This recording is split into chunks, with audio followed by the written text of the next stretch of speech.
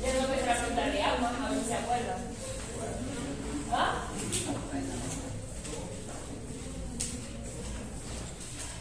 Dentro de las patologías infecciosas más frecuentes de nuestra región, digamos, infecciosas respiratorias, son frecuentes, por supuesto, las infecciones de vía aérea superior, ¿ok?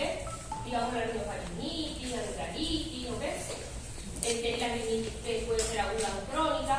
Y dentro de las infecciones respiratorias inferior, tenemos la bronquitis, ¿ok? Cuando hay compromiso de la nivel bronquial, tenemos la neumonía, cuando hay compromiso a nivel del parénquima. Y la tuberculosis también es una enfermedad frecuente en nuestro medio. Entonces, dentro de las patologías de infecciones respiratorias inferiores, es frecuente tanto la neumonía como la tuberculosis. Pero ahora bien, la neumonía, a diferencia de la tuberculosis, la neumonía es una enfermedad que es infecciosa, aguda, inflamatoria del parénquima pulmonar. ¿Bien? Y se caracteriza porque tiene síntomas como tos, fiebre, dificultad respiratoria, puede haber dolor torácico. Y recuerden que el hecho de que haya esos síntomas no quiere decir de que es igual a la neumonía, porque ¿qué tiene que haber? ¿Qué tiene que ser complementario para yo hacer el diagnóstico? Eso es clínico. Ok, fiebre, pero a veces a los viejitos no les da fiebre, como de pronto han escuchado, los viejitos ni siquiera tienen fiebre. Entonces no siempre les puede haber fiebre, ¿ok? Pero ¿qué más tiene que haber en una neumonía? Es importante. No, ya dijimos, hay tos, hay fiebre, pero ¿qué debe haber para yo decirle al paciente si no tiene neumonía? ¿Ah? No toda la neumonía es la apnea. ¿Qué tiene que haber con una neumonía?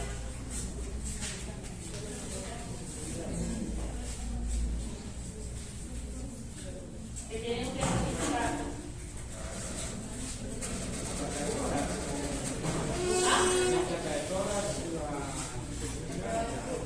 Debe haber cambios a nivel de imágenes, ¿ok? No existe una neumonía con una radiografía normal, por ejemplo, o una tomografía normal o una ecografía normal. Nosotros podemos hacer el diagnóstico de la neumonía a través de imágenes, bien sea radiografía, tomografía o ecografía. Entonces, el paciente tiene síntomas respiratorios que son agudos, ahí no voy a estar en crónica, pero es otro tema, ¿ok? Pero la neumonía en son síntomas respiratorios agudos, donde hay infección, inflamación del parénquima pulmonar y eso conlleva a cambios a nivel cardiológico. ¿Bien? Cuando hacemos el diagnóstico de neumonía, hacemos el diagnóstico clínico, solicitamos los exámenes complementarios, y es muy importante tomar en cuenta los factores de riesgo del paciente que viene con infección respiratoria aguda. Porque ese paciente que tiene neumonía, tenemos que tomar en cuenta si el paciente es alcohólico, si el paciente es viejito, si el paciente es joven, si el paciente tiene algún problema respiratorio crónico como el POC o bronquiectasia o fibrosis quística, que son infecciones ya preestablecidas a nivel pulmonar. ¿Y eso para qué? ¿Para qué es importante?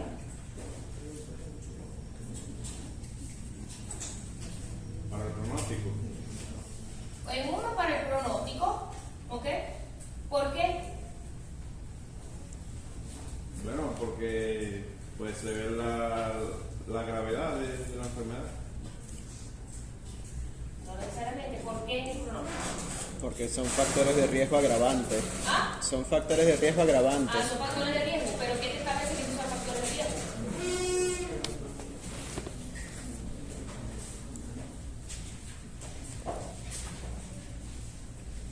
Recuerden que tenemos una escala para evaluar neumonía, que es la escala PUL65 y la escala PCI.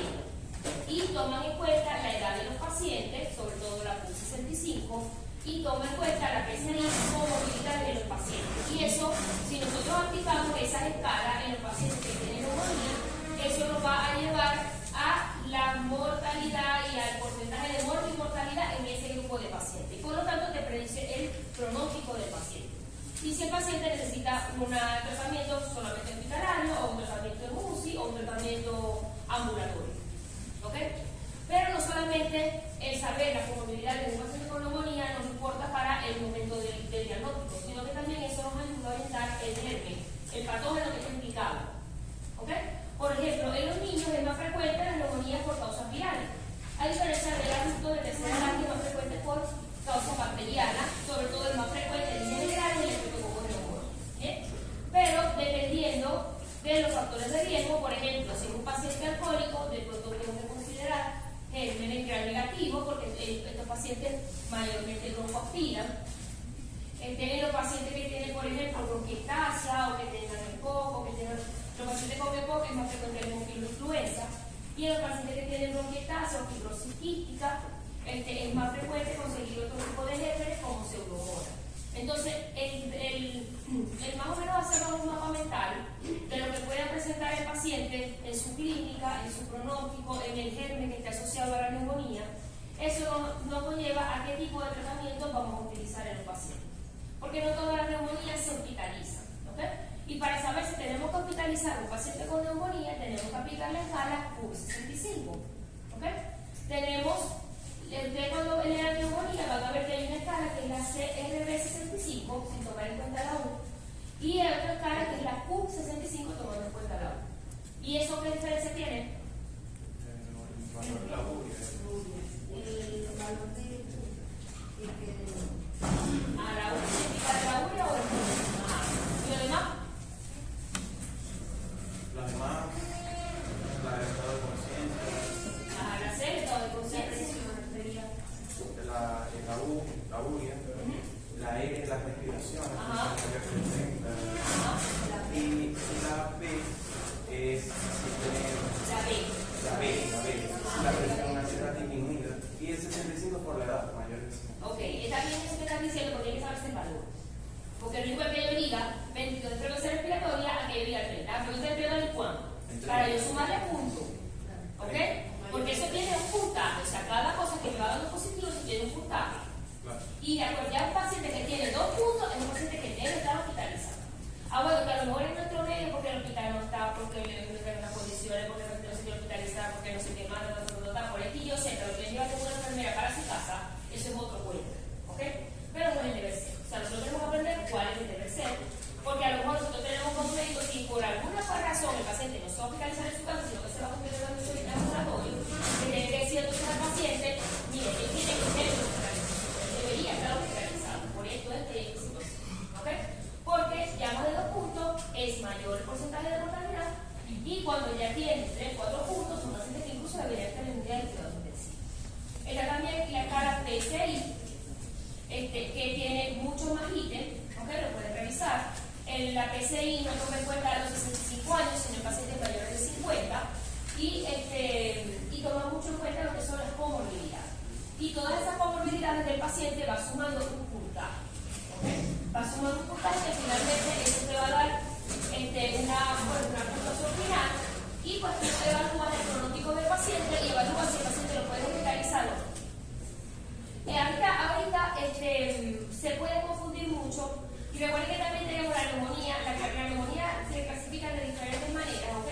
Pero de manera práctica nosotros la que nos utilizamos es la clasificación de neumonía adquirida en la comunidad o neumonía nosocomial, tomando en cuenta que la adquirida en la comunidad es aquella que se obtiene o paciente que se presentan síntomas antes de la hospitalización o hasta máximo 48-72 horas después de haberse hospitalizado. ¿Okay? Yo un paciente que, por ejemplo, se le hospitalicen por hemorragia directiva y de pronto al quinto día empieza a presentar síntomas respiratorios y cambios radiológicos, pues ese paciente ya no sería una neumonía, sería nosocomial porque tiene 5 días. ¿Okay? Ahora, si el paciente lo hospitalizaron de pronto hoy, porque tenía o hace 24 horas lo hospitalizaron porque tenía un ictus, por ejemplo, y a las 24 horas del ingreso empezó con síntomas respiratorios y cambios radiológicos, que es importante, ¿ok? Entonces, ya ahí hablaríamos de una neumonía adquirida en la comunidad. Así el paciente hospitalizado porque está en las primeras 24 horas del ingreso. ¿Bien? Entonces, máximo 48-72 horas del ingreso, hasta ahí hacemos el corte para la neumonía adquirida en la comunidad. Ya después de eso, neumonía nosocomial. Y también es importante que no haya estado hospitalizado en la última semana. Es decir, paciente que se hospitaliza, por ejemplo, con una fractura, se da de alta y a los 3 días empieza con síntomas respiratorios en su casa, ese paciente se cataloga como neumonía nosocomial. ¿Bien? Porque está en la primera semana después del ingreso. ¿Sienten claro eso? Es importante que ustedes sepan hacer los límites entre una neumonía y la otra. Es importante que sepan cuáles son los síntomas, pero sin embargo los síntomas respiratorios son muy frecuentes y se parecen todos. De pronto de la neumonía se parece a la tuberculosis, de repente se parece a la bronquitis, de repente se parece al del COVID. Entonces tenemos que saber tomar en cuenta los signos, los síntomas, cuáles son los patrones o imágenes radiológicas que nos pueden orientar entre una cosa y la otra. Los factores epidemiológicos son muy importantes, los factores de riesgo de los pacientes. Tomar en cuenta que, bueno, a pesar de que es más frecuente en la adultez, las neumonías bacterianas, por ejemplo, con neumonía es más frecuente, tenemos que tomar en cuenta en el contexto social que estamos viviendo de pandemia y que ahorita hay una alta frecuencia de pacientes con neumonías virales por COVID-19. Y eso no lo podemos dejar a un lado. A pesar de que ya no está declarado como tal pandemia, pues todavía estas son importantes de COVID-19 y siempre ese paciente que tenga síntomas respiratorios agudos, es importante hacer pruebas moleculares del inicio para hacer el diagnóstico y hacer una conducta terapéutica adecuada. Porque si yo tengo una neumonía viral que es causada por COVID, por ejemplo, ese paciente no necesita antibióticos, porque los virus no se combaten con antibióticos. Eso es para la enfermedad bacteriana. No, pero el paciente tiene neumonía, sí está bien, tiene neumonía, pero una neumonía viral.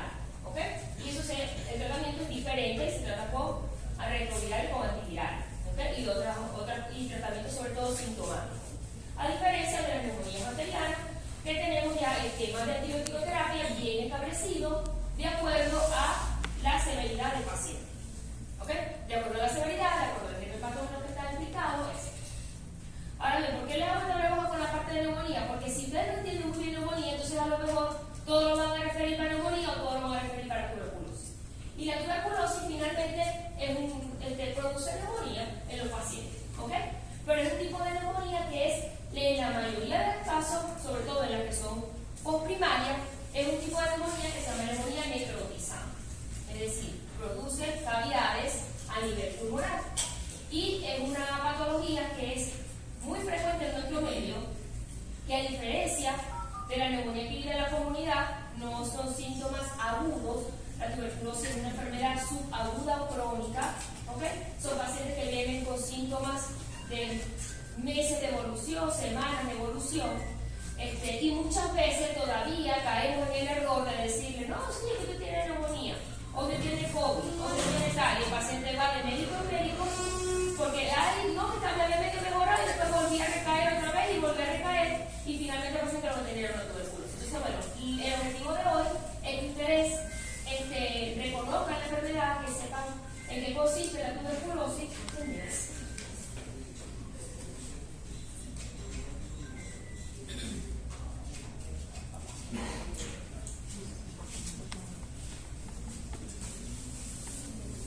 Y sobre todo que aprendamos a hacer diagnóstico. Ustedes todos que están ya en los hospitales, seguramente en la revista y en el piso van a tener algún paciente con tuberculosis. Porque a pesar de que es una enfermedad que muchos consideraban que estaba erradicada, pues nunca se ha erradicado y cada vez tenemos más casos. En cuanto a algunos aspectos históricos, la tuberculosis es una de las enfermedades más antiguas, incluso está reportado a nivel bíblico, aparentemente 3.700 años antes de Cristo, imagínense. Constituye una de las 7 plagas que están citadas en el Antiguo Testamento y asimismo hay evidencia de la presencia de un gran sanatorio para tratar tuberculosis en Egipto cerca de los 1000 años antes de Cristo. Bueno, no estamos muy bien porque le llaman tuberculosis, pero pues narraban a nivel bíblico síntomas que son muy similares a lo que hoy conocemos como tuberculosis. En Europa, en los años 2500 a 1500, posteriormente durante la Revolución Industrial, fue la denominada peste blanca, y fue la principal causa de muerte en países europeos. Representó la primera gran epidemia que se extendió hasta mediados del siglo XX. En el 54 se estableció en 1854 se estableció el primer sanatorio tuberculoso en Alemania. Anteriormente, los pacientes con tuberculosis, cuando no había tratamiento, consistía sobre todo en el aislamiento del paciente. Ellos veían que ese paciente que tenía tos, que venía perdiendo peso, que empezaba a expulsar sangre, que se conoce como hemoptisis, esos pacientes que hacían, los aislaban y empezaron a hacer sanatorios. Incluso la cirugía torácica empieza por la tuberculosis, porque en esa búsqueda de qué hacemos con estos pacientes, cómo los tratamos y cómo hacemos para que se curen, ahí empieza a funcionar la cirugía torácica y muchos de esos pacientes ante el tratamiento farmacológico con antibióticos se les hacía neumotoras, ¿ok? Digamos, de forma provocada, para de esa manera colapsar el pulmón, porque ellos se dieron cuenta que al colapsar el pulmón había menos aire en esa área y algunos pacientes sobrevivieron. ¿Y qué tiene que ver eso con la tuberculosis? ¿Ah? La tuberculosis, ¿cuál es el patógeno? ¿Y qué le gusta a él para hacer? Las zonas que son mejor aireadas. ¿Ok? Entonces, bueno, se necesitaba el tratamiento, lo que estaban investigando en ese momento, lo que hacían era colapsar el pulmón, hacer neumotoras, ¿ok? A veces quedaban los pacientes acá con deformidades torácicas, pero al colapsar el pulmón ellos se daban cuenta que algunos sobrevivían. Claro, de una forma un poquito fuerte, ¿no? De la tuberculosis, muchos fallecieron. Pero pues, en ese momento fue el bebé. Y por ahí empezó a funcionar lo que fue la cirugía torácica. Fíjense que hasta el año 1882, Roberto Koch fue el que logró aislar el vacío y especuló, bueno, este es el que causa la tuberculosis. ¿Bien? Y por eso que todos los 24 de marzo, que fue el día que, digamos que él se presentó ante la sociedad, este descubrimiento, se celebra siempre el Día Mundial de la Tuberculosis. Ese es el día 24, todos los 24 de marzo es la lucha contra la tuberculosis. ¿Ok? Eso es a nivel mundial.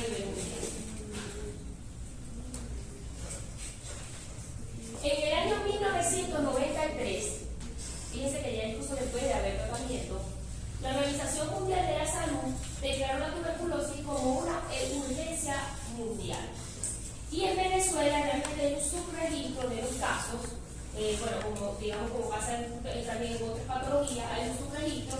Sin embargo, formalmente existe el registro de pacientes con tuberculosis a partir de 1936, donde lo representaron como un importante problema de salud pública, y la incidencia desde 1941 a 1950 era de 100 casos por cada 100.000 habitantes, con mortalidad de 94 por cada 100.000.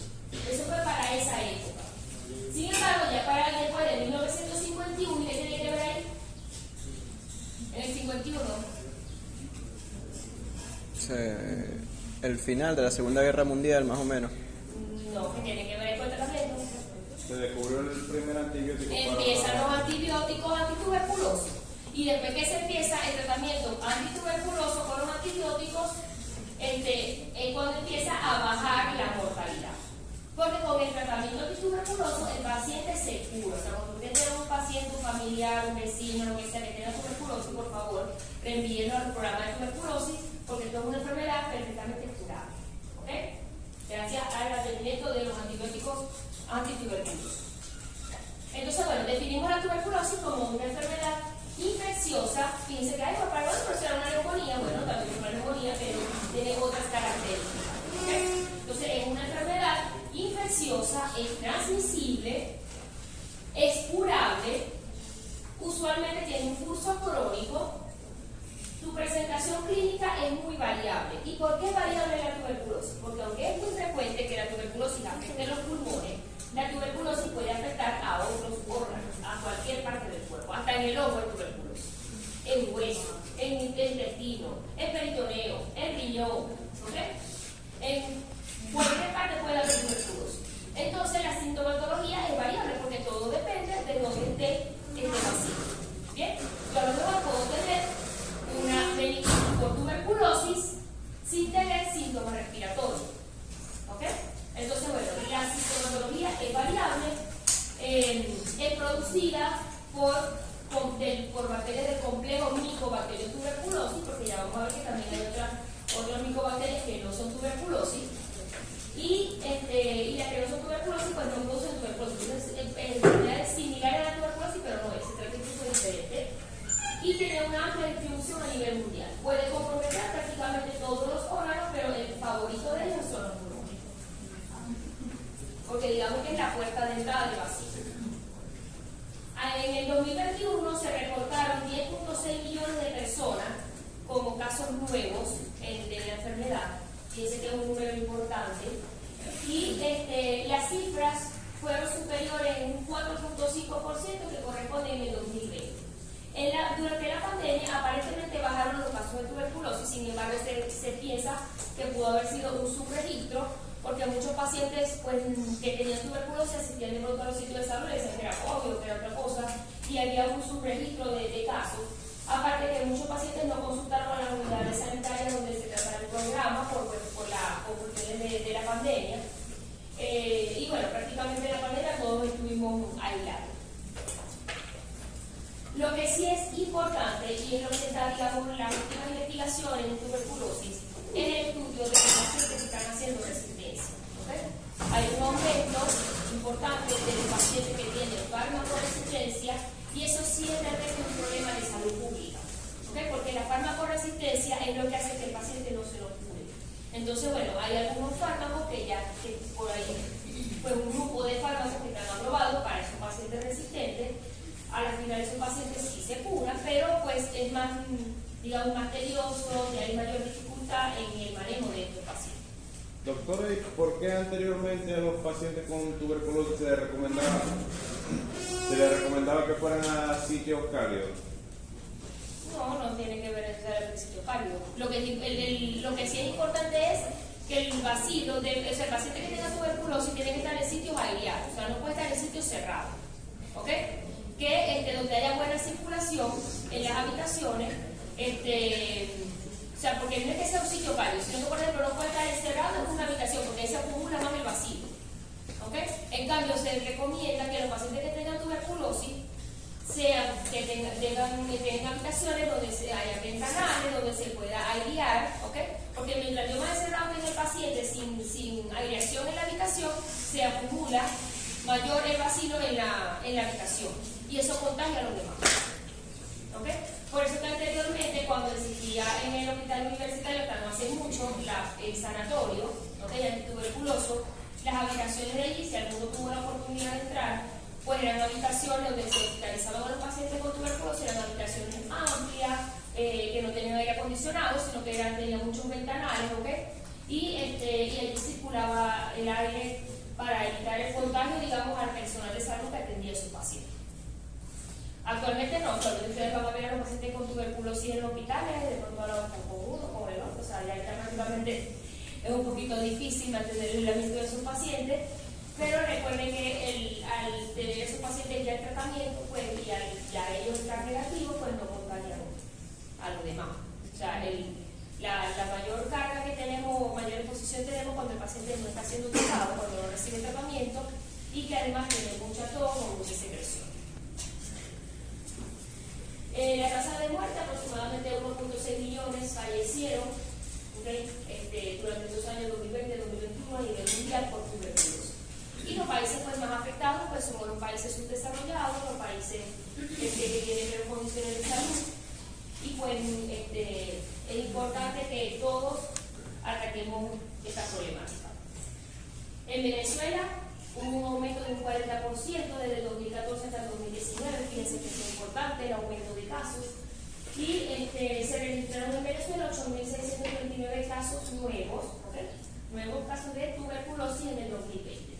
La tasa estimada de Venezuela es aproximadamente de 30 por 100.000 habitantes.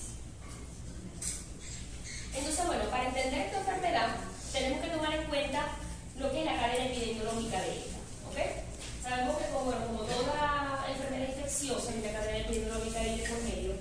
Y en la cadena empezamos con el agente causal que produce la enfermedad. Entonces, tomar en cuenta primero el agente causal. Segundo, cuáles son los reservorios y la fuente de infección donde se aloja el microorganismo, cómo es el mecanismo de transmisión y cuáles son los huéspedes susceptibles de enfermar. Porque bien sabemos que a pesar de que muchos de nosotros tenemos contacto con pacientes con tuberculosis, no a todos nos da tuberculosis. Por ejemplo, yo veo pacientes con tuberculosis casi todos los días los pacientes con tuberculosis por mi especialidad. Pero actualmente hasta los momentos no me ha dado tuberculosis. Entonces, ¿por qué unos se enferman y otros no? Entonces, bueno, esto también es importante tomarlo en cuenta. Ok, en cuanto al agente causal, ya sabemos pues que esto es producido por una micobacteria, es del orden Ankylomicetanea, de la familia Mycobacteriaceae. Es un bacilo, no es por un lado, es inmóvil, es aerobio estricto, tiene la propiedad que es ácido alcohol resistente, ¿okay? Por eso cuando se hace el produce toxina y su crecimiento es muy lento, de 3 a 8 semanas. Por eso que cuando ustedes vayan a solicitar un cultivo para micobacterias, el resultado de pronto le va a decir, no, en mes y medio, en 2 meses, porque el crecimiento es muy lento y por lo tanto los cultivos para micobacterias se demoran. Y necesita buen oxígeno y un pH adecuado para sobrevivir. Por eso que ese bacilo cuando se activa en la forma post-primaria, pues tiene mayor preferencia por los lóbulos superiores o el apical del inferior, que son las zonas más aliadas del tubo. Y bueno, hay más de 60 géneros de micobacterias. Fíjense que aquí tenemos la clasificación de las micobacterias, pero no todas ellas producen tuberculosis. Las que producen tuberculosis son las que están en verde, que son las de complejo micobacterias de tuberculosis. ¿Okay? Es decir, que si yo tengo un paciente que le hice un cultivo y me dice que tiene Mycobacterium bovis, ese es micobacteria, el paciente tiene tuberculosis. El paciente tiene tuberculosis, ¿ok? Entonces, esos que son del complejo Mycobacterium tuberculosis son los que reproducen la enfermedad de tuberculosis. A diferencia de otros, por ejemplo, tenemos el Mycobacterium leprae, las micobacterias que no son tuberculosas, ¿okay? Por ejemplo, estas que están acá, si nosotros vemos que los cultivos nos reportan Mycobacterium avium o Mycobacterium calzacea, ese paciente, así tenga lesiones pulmonares, así tenga síntomas muy similares a tuberculosis, ese paciente no tiene tuberculosis, ¿okay? Tiene una micobacteriosis atípica. Y eso se trata de forma diferente. Eso ya se trata de con quinolona, con macróleo, con otro tipo de medicamentos. ¿Okay? También es un tratamiento un poquito largo, pero es diferente a lo que es en sí la enfermedad de tuberculosis. Entonces piensen que dentro del complejo micobacterium tuberculosis tenemos el Mycobacterium tuberculosis, que es el más frecuente, el Mycobacterium bovis, que lo vemos más que todo en el ganado, pero también tenemos otros menos frecuentes, pero no podemos olvidar el africano, el microbio y el caribe. ¿Okay? Entonces cualquiera de estos micobacterios me produce la enfermedad. ¿Entendiendo hasta el momento? Sí. Ok, esa es la agente causal, ya sabemos la primerita parte de la cadena biológica. Tenemos esta segunda parte que es el reservorio y la fuente de infección. El hombre es que reservorio o fuente de infección. ¿Ah? ¿Quién alza la mano de qué reservorio? ¿Cuál es el team reservorio? 1, 2. Y fuente de infección 3. Y fuente de infección los demás, pero faltaron unos cuantos y no me lo saben. Bueno, como diría el chavo, las dos cosas. El hombre funciona como las dos cosas. ¿Por qué? Porque nosotros muchas veces podemos tener el bacilo y no tener ningún tipo de manifestación clínica y no contagiamos a nadie, pero lo tenemos allí, dormido. ¿Ok? En ese momento estamos siendo reservorio. Es muy probable que yo sea un reservorio, es muy probable. ¿Ok? Porque yo tengo contacto frecuente con los pacientes con tuberculosis. A lo mejor ya yo tengo ese vacilo, a lo mejor si me hago un PPD o me hago un IGRA, debo ser positiva, entonces debo ser un reservorio porque no tengo la enfermedad, pero tengo el vacilo. ¿Ok? Pero cuando el paciente, cuando el hombre o el humano pasa a ser una fuente de infección, cuando manifiesta la enfermedad, cuando ya tiene fiebre, pérdida de peso, tiene tos, tiene expectoración, está bacilífero y tiene un beta positivo, 2 cruces, una cruz, 3 cruces. ¿Ok? Entonces ya ahí el hombre pasa a ser una fuente de infección porque contagia a otro. ¿Bien? Entonces el hombre, ya saben, puede ser las dos cosas, tanto reservorio como fuente de infección. En los animales, hasta el momento se ha demostrado más que todo tiene su poder como reservorio. ¿Ok?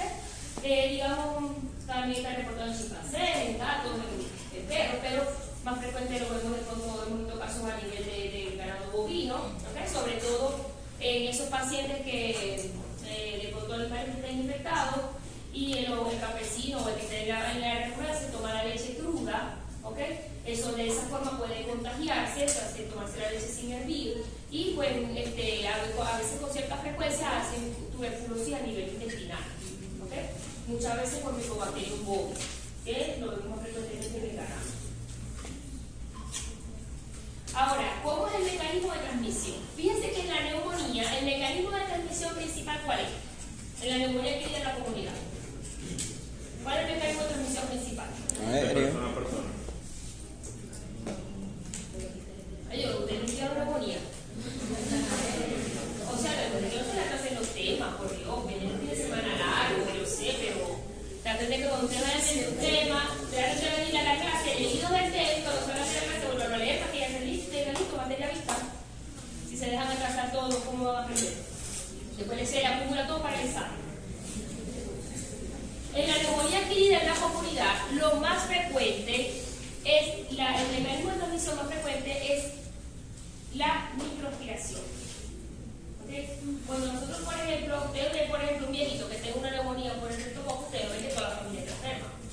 A menos que sea una enfermedad viral, no sé, por COVID, por otra cosa. Pero en la neumonía adquirida en la comunidad, por enfermedades bacterianas, lo más frecuente es la microaspiración. Cuando estamos de pronto, a lo mejor, pues, estamos durmiendo, tal, podemos aspirar pequeñas partículas de contenido a nivel bucal, saliva, qué sé yo, y entonces aspiramos bacterias que puedan venir del tracto respiratorio superior.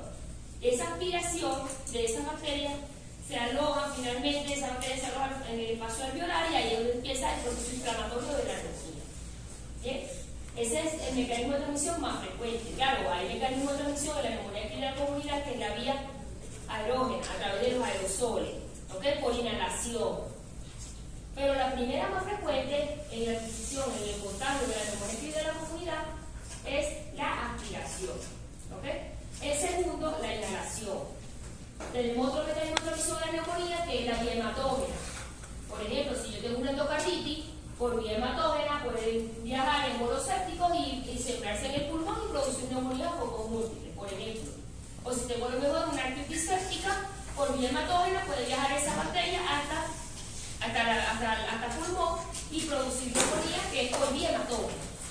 ¿Ok? A diferencia de la tuberculosis, que en la tuberculosis la vía de transmisión más frecuente es la vía aerógena.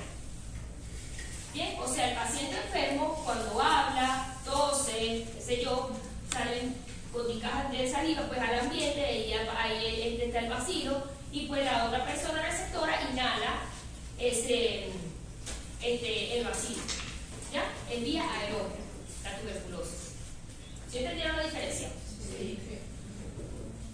Fíjense que para que nos infectemos de este bacilo, a medida de que el enfermo, o sea, no tiene que ser que inhale una garganta, unas gotas inmensas o que te inhale prácticamente todo lo que le escupe el paciente, ¿no? Pero con la inhalación de esas microgotas que no las vemos, ¿ok? Esas microgotas, mientras más chiquiticas sean, van a llegar al espacio alveolar. Porque esas gotas que son más grandes quedan en la vía aérea superior y prácticamente quedan en el espacio muerto y no se va a reproducir el bacilo. Para que haya la infección, ese bacilo tiene que llegar hasta el espacio alveolar. ¿Ok? Y fíjense que para que haya, no tienen que aprenderse la unión de las microgotas ni nada, ¿no? Pero para que ustedes vean que las microgotas que miden más de 10 micras quedan en la vía aérea superior. De pronto nariz, faringe. Las de 5 a 10 micras quedan en la vía aérea proximal. Y las que realmente llegan a la región alveolar, que son las que me van a llevar ese bacilo hasta el alveolo para provocar el proceso de infección, son las que miden de 1 a 5 micras. ¿Okay? Y se considera que necesitamos de 10 a 200 microgotas para que nos infectemos. Por lo tanto, un paciente que se contagia de tuberculosis, no porque lo vi una vez, me contagié. Normalmente, el paciente que se contagia es por el contacto continuo, ¿okay? Continuo y repetitivo con el paciente con tuberculosis. Por eso es muy importante estudiar a la familia y estudiar los contactos de ese paciente, sobre todo los que viven con el paciente. Y pues la zona preferida de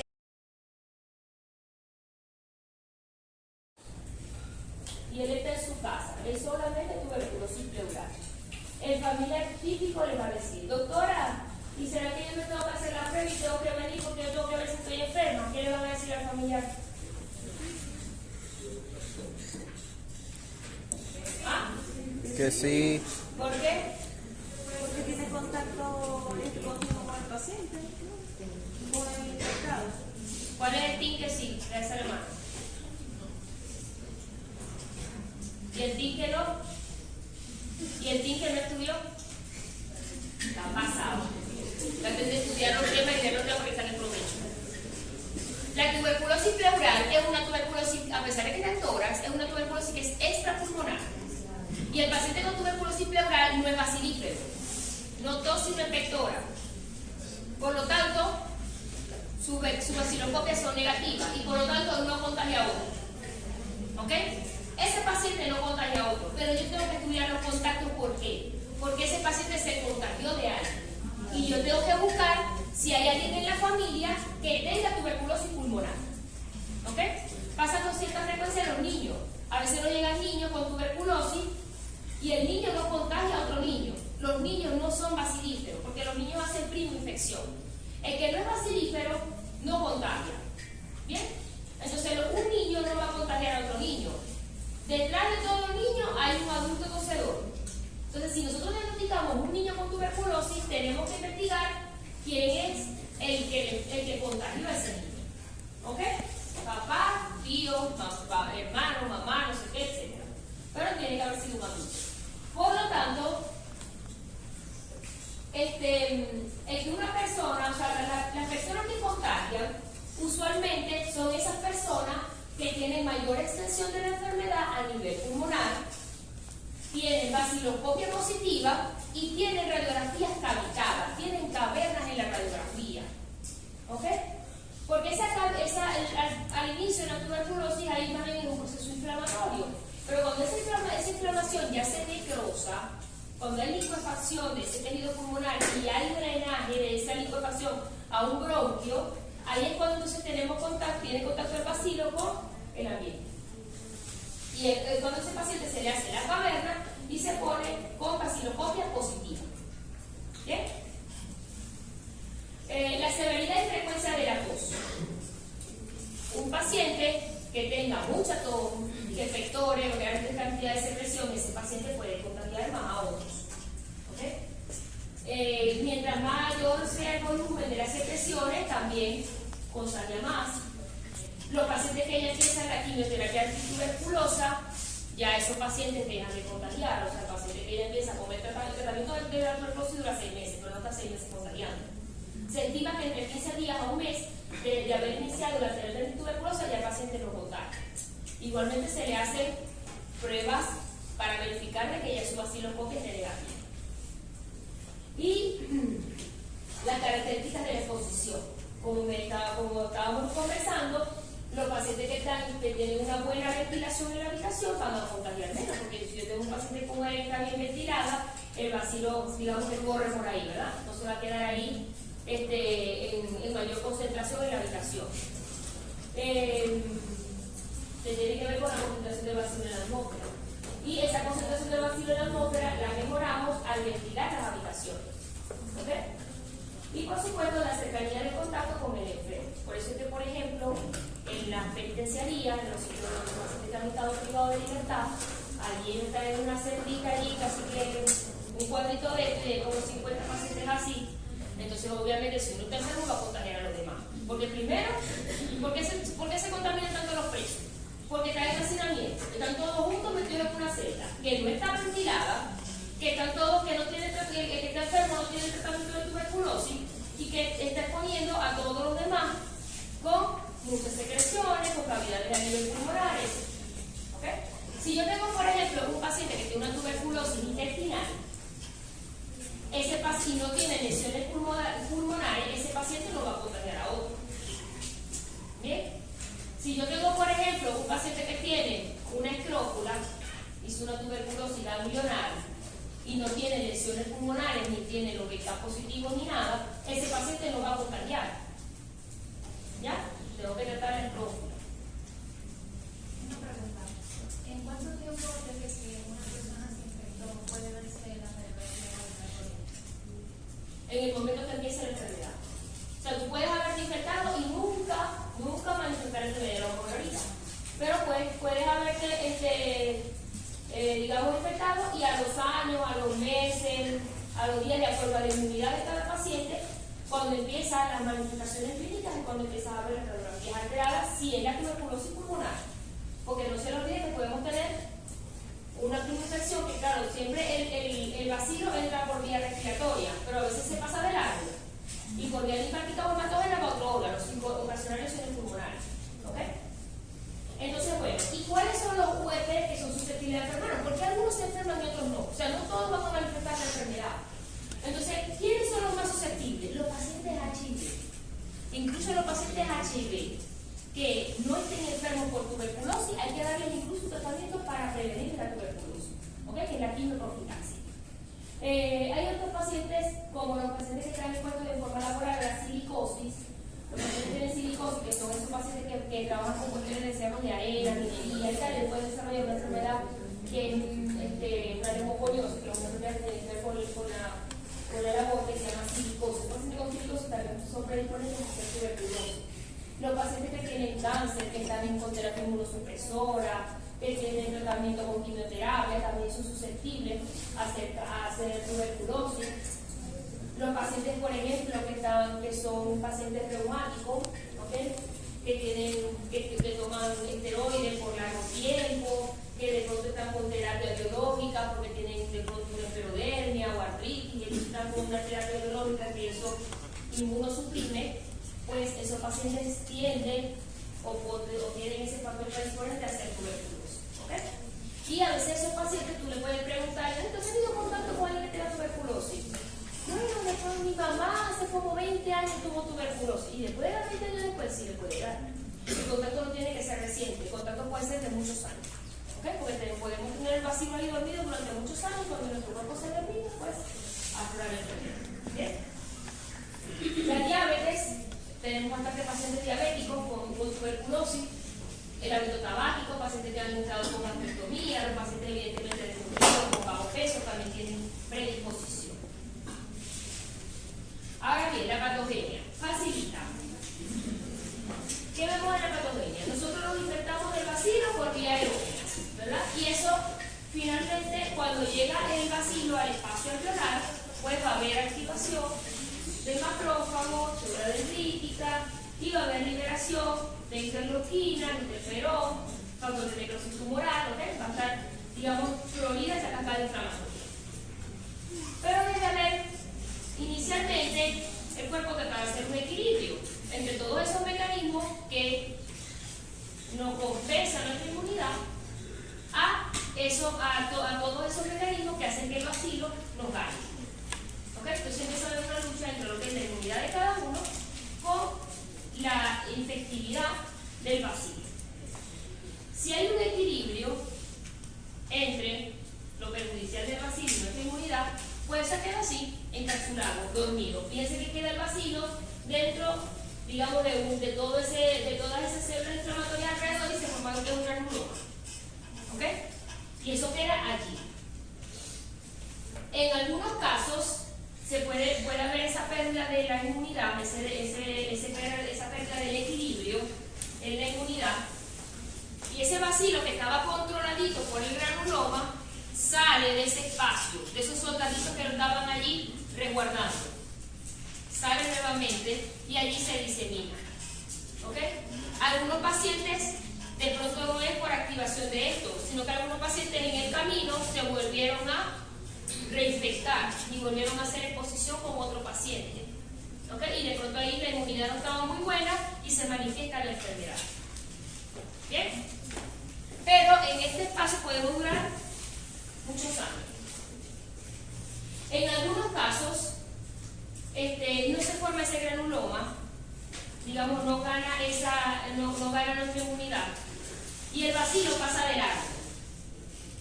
No hizo lesiones pulmonares, pero pasó por vía hematógena o por vía linfática y se diseminó a otros órganos. Por eso que a veces podemos tener tuberculosis sin lesiones pulmonares evidentes. ¿Ok? Entonces, por vía hematógena o vía linfática, pues podemos entonces ir al ganglio, incluso al sistema nervioso central, ¿okay? Que es una de las infecciones más temidas. Las de peor pronóstico en tuberculosis son las de leucemia niña y las de leucemia miliar, son las de peor pronóstico. Fíjense acá, cuando tenemos contacto con el micobacterio en tuberculosis, hacemos lo que es la primoinfección, que es lo que denominamos ahorita, o sea, el bacilo empezó a luchar contra nuestra inmunidad y al tener esa primoinfección, ya a las 3 semanas nos hacemos un PPD, que es la prueba de tuberculina, y sale positivo. ¿Ok? Pero cuando tenemos esa primo-infección, el 95%, fíjense acá, el 95% de los pacientes que hacen la primo-infección tienen una curación espontánea. La enfermedad se limita. Ni se dan cuenta ustedes que tuvieron la primo-infección. Ni se dan cuenta. Porque ese bacilo lo encapsuló nuestro sistema inmune. Hizo el granuloma. Y ahí quedó. Esto es el 95% de los casos. De esa primo-infección, de esos pacientes que hacen la primo-infección, el 5% hace lo que es la tuberculosis primaria progresiva, que es ese paciente que en el primer contacto con el bacilo de una vez manifestó síntomas. Algunos pacientes pueden hacer la primo-infección a nivel pulmonar y hacer una infección respiratoria como si fuera una neumonía. Es más, la radiografía parece una neumonía. Y el paciente le colocan tratamiento, antibióticos normales. Vete, lo mejor de paciente que tenemos que investigar la parte epidemiológica. Es más frecuente en nuestro medio la primo-infección a nivel pulmonar en los niños, en los adolescentes, ¿ok? Que cuando tienen el primer contacto con los bacilos. O también podemos tener tuberculosis primaria progresiva a nivel de ganglio o a nivel de pleuras, hacer una tuberculosis pleural, o a nivel intestinal, meningio, etc. Pero ese es ese paciente que tuvo el contacto reciente, que hizo la primo-infección y no se autolimitó, sino que hizo una vez la enfermedad. Esa es la tuberculosis, esa es la tuberculosis primaria progresiva. ¿Bien? Ahora, de este 95% que se limitó, que hizo el granuloma, fíjense que de este 900 lo llevamos a 100%, el 95% queda en latencia definitiva, o sea, nunca ni se dio cuenta que desarrolló que hizo en algún momento alguna primo-infección. ¿Ok? Y es como nos va a pasar a la mayoría de los que estamos aquí. Porque nosotros que vamos a estar todos en el sector salud, vamos a tener mucho contacto con los pacientes con tuberculosis. Pero de ese 100% del 95%, el 5% se va a reactivar. ¿Ok? Entonces hacemos lo que es la tuberculosis por reactivación o la tuberculosis postprimaria. Y ahí cuando mucho tiempo después de haber tenido el contacto con el bacilo, empezamos a tener síntomas clínicos. A nivel pulmonar, ahí es cuando se forma lo que es la caverna, la cavidad. Un paciente que ustedes vean en una radiografía que tiene cavernas, ese paciente no es una primaria, es una postprimaria o secundaria. ¿Ok? Porque cuando es primaria, hace como si fuera una neumonía y hace adenopatías, que es lo que se denomina el complejo de Bob. Pero o el complejo de Rankin, que es cuando incluye también las adenopatías. Pero ya cuando usted ve una radiografía que tiene cavernas, que hay cavidades, que están en el lóbulo superior y tal, eso es una tuberculosis postprimaria. ¿Bien? Y es una tuberculosis por reactivación. Ahora, ay doctora, pero ¿y si tiene una meningitis y también tiene lesiones pulmonares con cavernas? Eso es postprimaria, porque ya tiene cavernas. Y más si lo vemos en un adulto. ¿Ok? A veces vemos meningitis en los niños. Y en los niños es primaria, porque es su primer contacto. De pronto la mamá estaba enferma, el papá no le colocaron tratamiento preventivo al niño y el niño llegó a la emergencia con una meningitis. Entonces, bueno, estos pacientes que se reactivan, que es el 5%, son los que tienen la enfermedad. ¿Bien? Igual que este 5% que hace la misma infección. Una vez que tenemos la enfermedad, tenemos varias rutas. O nos curamos, bien sea de forma espontánea o terapéutica. ¿Verdad? Y de forma espontánea no podemos curar tuberculosis, sí. Y a lo mejor ustedes lo van a ver, por ejemplo, lo vemos más frecuente, con mayor frecuencia en la población guayú. A lo mejor vemos una viejita que tiene lesiones, mira que tú pareces como una tuberculosis, pero piensa de tiempo, porque hay unas imágenes específicas en la radiografía que hacen fibrosis por TBC o otitis retráctil, que es muy frecuente después de la tuberculosis. Ustedes a lo mejor le contaban a la guayú, mira, pero tú tienes tuberculosis, tú matas una pastilla. No, yo no me tomé nada, yo no sé, nunca me han dicho eso, pero yo tosía y pasé no sé cuánto tiempo tosiendo y de pronto se curó. Eso pasa. Hay pacientes que se curan de forma espontánea. No es lo más frecuente, pero pasa, ¿ok? Que la enfermedad se autolimita allí. Y lo que ocurre con mayor frecuencia es que nos curemos a través del tratamiento terapéutico. ¿Bien? También cuando nos enfermamos, algunos pacientes se cronifican. ¿Qué quiere decir? Que a pesar de que reciben un tratamiento, hacen muchas secuelas a nivel pulmonar y siempre mantienen síntomas. Sin embargo, no siempre van a contagiar, o sea, porque puede tener ya su tratamiento, se les quitó el bacilo, pero quedaron con muchas secuelas pulmonares y van a tener síntomas respiratorios perennes. Muchos pacientes hacen bronquiectasia, fibrosis después de la tuberculosis. Y lo otro que puede pasar cuando nos enfermamos que lo curamos. Claro, vivimos o no morimos. Entonces, esta es la historia natural de la enfermedad, las posibilidades. Entonces, es importante que nosotros entendamos cómo es la historia natural de la enfermedad para saber entonces qué paciente puede contagiar, qué paciente no contagia, a quiénes tengo que estudiar, a quiénes le tengo que pedir las pruebas, a quiénes tengo que tratar y cómo explicarle a la familia. Porque la tuberculosis todavía es una enfermedad que genera mucho estigma social. ¿Ok? Y a veces uno tiene tuberculosis, uy, para allá. Y a veces para nosotros mismos, que pareciera que no conociéramos tuberculosis. Tenemos que conocer la enfermedad, porque no puede ser de que nosotros que vamos a ser personas de salud y no conozcamos esta enfermedad. Ok, el foco de Koch es ese foco inicial de enfermedad parenquimatosa de la tuberculosis primaria. ¿Ok? Y pues lo podemos ver como solamente inflamación a nivel pulmonar. Cuando ya hay lesiones pulmonares, pero además hay adenopatías, que eso lo vemos a nivel de la radiografía, y eso se conoce como complejo de Ranke. ¿Okay? Y no todo complejo de Koch, foco de Koch quiere decir que el paciente está enfermo. Porque si, por ejemplo, yo hice un granuloma, hice una curación espontánea, digamos, entonces eso allí se puede ver como un granulomita ahí en la radiografía y puede ser un foco de Koch, no tiene alteraciones de nivel. Pero cuando ya hay enfermedad que aumenta más el tamaño de la lesión parenquimatosa y hay aumento de cambios, eso sí está relacionado ya con enfermedad, que es lo que se denomina radiológicamente como el complejo de Ranke, que ya es una reacción inflamatoria tanto de parénquima como de local. Y fíjense aquí que la tuberculosis postprimaria, que es la secundaria, o sea, la van a ver con diferentes nombres. La van a ver como tuberculosis secundaria, eso no se confunde, porque esa es la primaria, la primaria es la, ya saben, cuando se hace la tuberculosis primaria o primo infección tuberculosa. Ahora, la que se da después, ¿ok? Por reactivación o lo que sea, tenemos la tuberculosis postprimaria, también se denomina como extraprimaria, secundaria o de reactivación. Todos esos son sinónimos.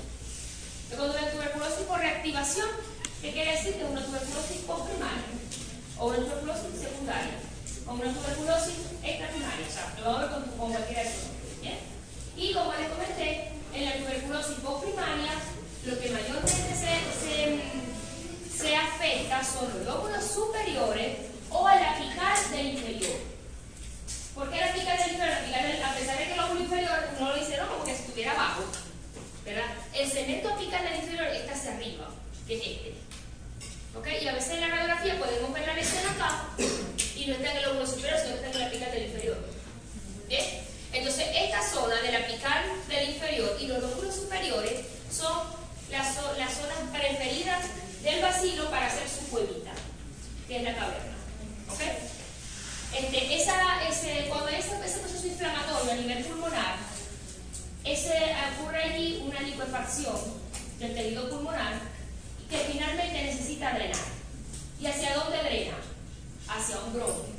Cuando drena un bronquio es cuando se forma la caverna, porque entonces ese bronquio lo que me va a llenar de aire es espacio, ¿verdad? Pero en algunas ocasiones ese material de liquefacción no drena al bronquio, sino que drena al espacio pleural. Y cuando drena al espacio pleural es cuando vemos entonces el empiema tuberculoso. ¿Ok? Que ese paciente que tiene lesiones pulmonares, tiene además un derrame pleural, le hago la toracocentresis y el material es blanco, purulento. Pero le hago los cultivos a suelta y me sale negativo. Pero ese material purulento es rico en bacilo y lo que casa es positivo. La TBC pleural sola, sin lesiones pulmonares, es muy pausibacilar. Ahí en ese líquido prácticamente no van a haber bacilo. Es muy raro que me salga cerca positivo con una tuberculosis pleural pura. Pero cuando es una tuberculosis por un empiema tuberculoso, es decir, que había caverna y eso drenó a la pleura, allí el líquido pleural, si es purulento y es rico en bacilo, me sale lo que K positivo. ¿Ok? Y es lo que se denomina empiema tuberculoso.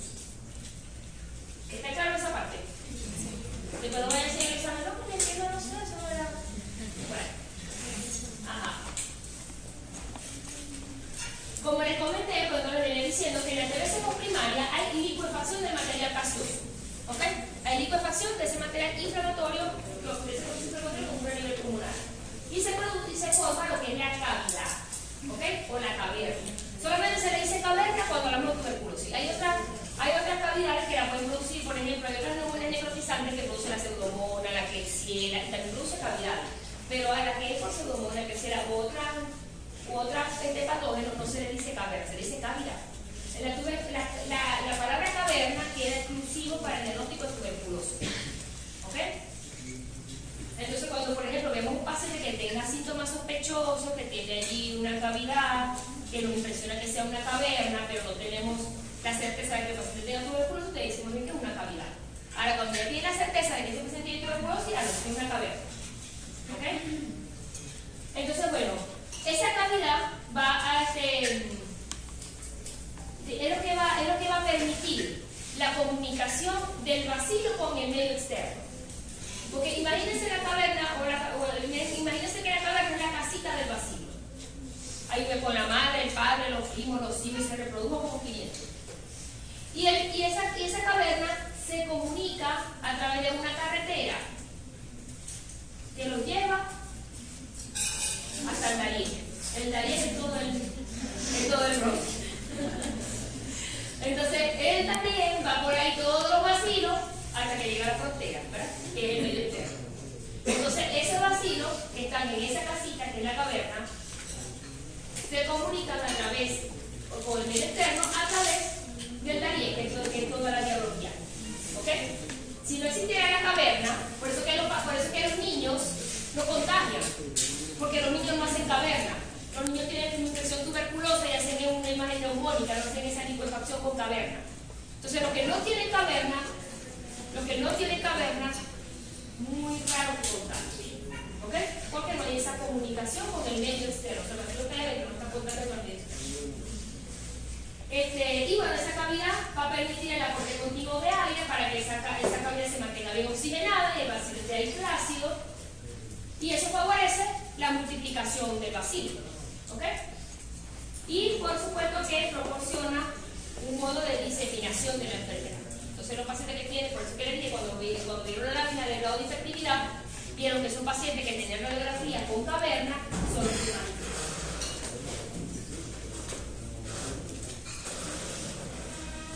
Y pues definitivamente la tuberculosis primaria, ¿qué es lo que va a haber? Ahí no hay un balance entre lo que es el huésped y la virulencia del microorganismo. Al ver si nosotros tenemos una buena inmunidad, o digamos que esta balanza se inclina a favor del huésped, ¿qué vamos a tener? Va a haber curación de forma gradual, pueden haber cicatrices parenquimatosas, ¿ok? La mayoría de los pacientes que tienen tuberculosis van a quedar con cicatrices, con algún tipo de lesión. Pueden haber incluso algunos pacientes que quedan con enfisema, con bronquiectasia, algunos pueden tener tuberculoma, que son unas imágenes ya evidenciadas tipo granuloma. Y en los casos de que la balanza se incline a favor de la virulencia del microorganismo, pues entonces la enfermedad progresa, de mayor extensión, se pueden ver incluso las formas extrapulmonares, ¿okay? Porque podemos tener lesiones pulmonares diseminadas, hasta tener lesiones a nivel pulmonar y en otro órgano, ¿okay? Con diseminación hematógena y linfática. La tuberculosis miliar es una de peor pronóstico, la vemos sobre todo en pacientes inmunosuprimidos, pacientes con HIV y en algunos casos también en los niños, sobre todo cuando no han recibido la BCG. ¿Okay? La BCG es una vacuna que no es para que no nos dé tuberculosis, sino que es para evitar las formas, es para evitar las formas graves de tuberculosis. ¿Okay? La vacuna de BCG no es para que no nos dé tuberculosis, es para evitar las formas graves, sobre todo en la infancia. ¿Okay? Sobre todo en la infancia. ¿Y cuáles son esas formas graves? La tuberculosis miliar y la tuberculosis meningea. La tuberculosis miliar, ¿qué es la progresión en dónde? La tuberculosis miliar, ahí el bacilo se disemina a través de los linfáticos y hematomas. ¿Ok? Y pueden haber lesiones a nivel de pulmón, hígado, vaso, médula ósea. Entonces es una de las de peor pronóstico. Ustedes van a ver una radiografía de una tuberculosis miliar que no tiene como tal cavernas ni imágenes tipo neumónicas a nivel pulmonar, sino que se ve un infiltrado que es intersticial micronodular. Se ve como si ustedes agarraran una bolita de alfiler, una bolita de alfiler y le hicieran la radiografía, y se ven puros punticos que se ven de forma diseminada, generalizada en ambos campos pulmonares. ¿Ok?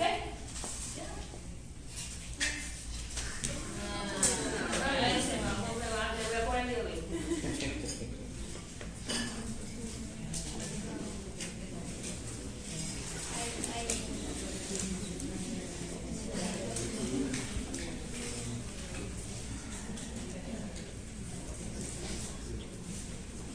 Entonces, bueno, tenemos diferentes formas clínicas. Fíjense que la tuberculosis tiene como muchas caras, ¿no? Es como que veamos un dado y luego por un lado, luego por el otro, luego por acá. Porque la tuberculosis tiene muchas formas clínicas, ¿ok? Tenemos ese paciente que pueda tener una infección tuberculosa, ¿verdad? Que cuando tuvo el contacto reciente y desarrolló la enfermedad con una infección, y esa infección la puede hacer en pulmón o extrapulmonar, o incluso en ambas, ¿ok? Tenemos ese paciente que hace tuberculosis latente. ¿Y cuál es el de la tuberculosis latente? ¿Cuál es la tuberculosis latente? Es ese paciente que tuvo el contacto con el bacilo, su sistema inmune hizo, es ese paciente reservorio, es ese paciente que su sistema inmune, digamos, se emparejó con la virulencia del microorganismo, se hizo el granuloma, tiene el bacilo allí retenido, pero no está enfermo, no tiene síntomas, no tiene manifestación neurológica, no tiene nada de eso. ¿Ok? No está enfermo. ¿Y cómo sabemos que tiene tuberculosis latente? Porque le hacemos un PPD y está positivo. O le hacemos un examen que se llama IGRA, que es de sangre, que es por inmunofluorescencia, y también sale que es por interferón gamma, y sale también positivo. ¿Ok? Entonces, ¿cómo diagnosticamos la tuberculosis latente? Pues a través del PPD o a través de un IGRA. ¿Ok?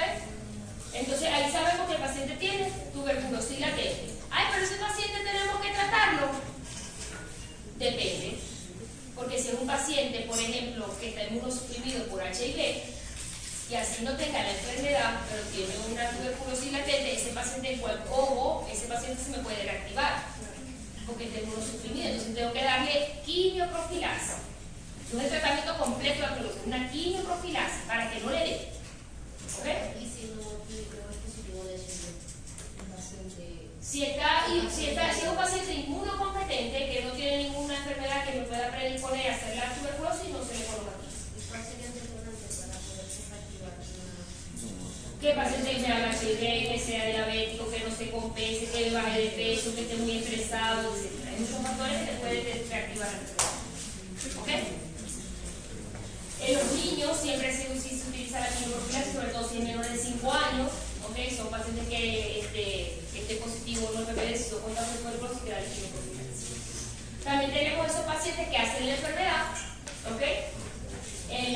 Bien sea en una TBC primaria, progresiva, que es la primera infección, en una TBC de reactivación endógena, es decir, ese paciente que tenga TBC latente y se reactivó ese foco, ¿okay? Bien sea pulmonar, extrapulmonar o ambos, o un paciente que hizo una reactivación exógena, es decir, que estaba en TBC latente y después que entró otra vez en contacto con una carga importante de bacilo y me hizo la enfermedad. ¿Ok? Y la otra forma clínica que no podemos olvidar son las secuelas, porque muchos pacientes, después de que han tenido tuberculosis, han quedado con lesiones importantes pulmonares que necesitan seguimiento, bien sea fibrosis posterior a tuberculosis o lo que a veces lo que denominamos como lobitis retráctil, o hacen también bronquiectasia, pueden hacer enfisema, pueden hacer lesiones, sobre todo las bronquiectasias que son muy frecuentes post-tuberculosis. Entonces, bueno, las manifestaciones clínicas van a ser variadas, ¿ok? Porque van a variar de acuerdo al órgano que esté afectado, van a variar de acuerdo a la presentación clínica del paciente, incluso a la edad, ¿no? La tuberculosis primaria es más frecuente verlas en personas jóvenes, porque acuérdense que la tuberculosis primaria se da cerca del primer contacto. ¿Ok? Entonces la vemos, por lo menos en nuestro medio, la vemos más en edades jóvenes. A lo mejor si nos vamos, no sé, para Estados Unidos o Europa, donde la incidencia es menor de tuberculosis, a lo mejor podemos ver a un viejo de 70 años con tuberculosis primaria. ¿Ok? Porque de pronto fue su primer contacto. Pero en nuestro medio es mucho más frecuente en niños y jóvenes. Que tengan una reciente conversión a la tuberculina, bueno, eso realmente es difícil aquí en nuestro medio porque poco disponemos de PPD como para estar haciendo controles a todo el mundo, ¿ok?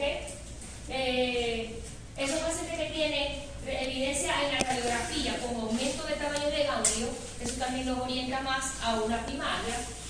Y esos ganglios pues son más que todo a nivel mediastinal, lo que se aumenta. Y pues los síntomas son más agudos, o sea, son más, o digamos, o subagudos. Y el paciente presenta fiebre, tos, pérdida de peso, hemoptisis, hipertensión, lo que más veces. Y cuando hay infección o infección enterotorácica, la más temida es la meningia. Porque en la mayoría de los casos, la tuberculosis meningia es una infección tuberculosa. En la mayoría de los casos. La tuberculosis postprimaria, ¿okay? O secundaria, es aquella que conocemos más común. O sea, que conocemos de ese paciente que viene con pérdida de peso, tos, de meses de evolución, puede tener hemoptisis, puede tener sudoración nocturna. La fiebre, lo más característico es que es vespertino. Esos pacientes, la mayoría que dicen, ay, ¿cuándo es la fiebre? No, ese me da como después de las 5. Me da como un malestar, ¿cómo dicen ellos? Como un fogaje. Porque realmente es una fiebre que no es alta, muchas veces es febrícula. ¿Okay? Entonces eso lo manifiesta en ese malestar y ese aumento de la temperatura lo manifiestan casi siempre después de las 5. Puede haber disnea, en algunos no, o sea, no es que tiene que tener todos los síntomas. Algunos tienen disnea, otros no tienen, algunos tienen dolor torácico, otros no. ¿Okay? Es más frecuente la fiebre vespertina, es más frecuente la pérdida de peso y la tos. ¿A qué llamamos paciente sintomático respiratorio? Un paciente sintomático respiratorio es aquel que tiene más de 15 días con tos, bien sea productiva o improductiva. Ese es el paciente sintomático respiratorio. No tiene que ver la fiebre, no tiene que ver la disnea, no tiene que ver nada, solamente la tos. Todo paciente que tenga tos por más de 15 días debemos pedir vaciloscopia en nuestro médico. ¿Okay? Entonces eso es importante identificar el paciente sintomático respiratorio. Cuando usted le pregunten, ¿cómo es el sintomático respiratorio? No, que tiene fiebre, que tiene disnea, que tiene tos, que tiene dolor de pecho, va. Sintomático respiratorio es aquel paciente que presenta tos productiva o improductiva de más de 15 días de evolución.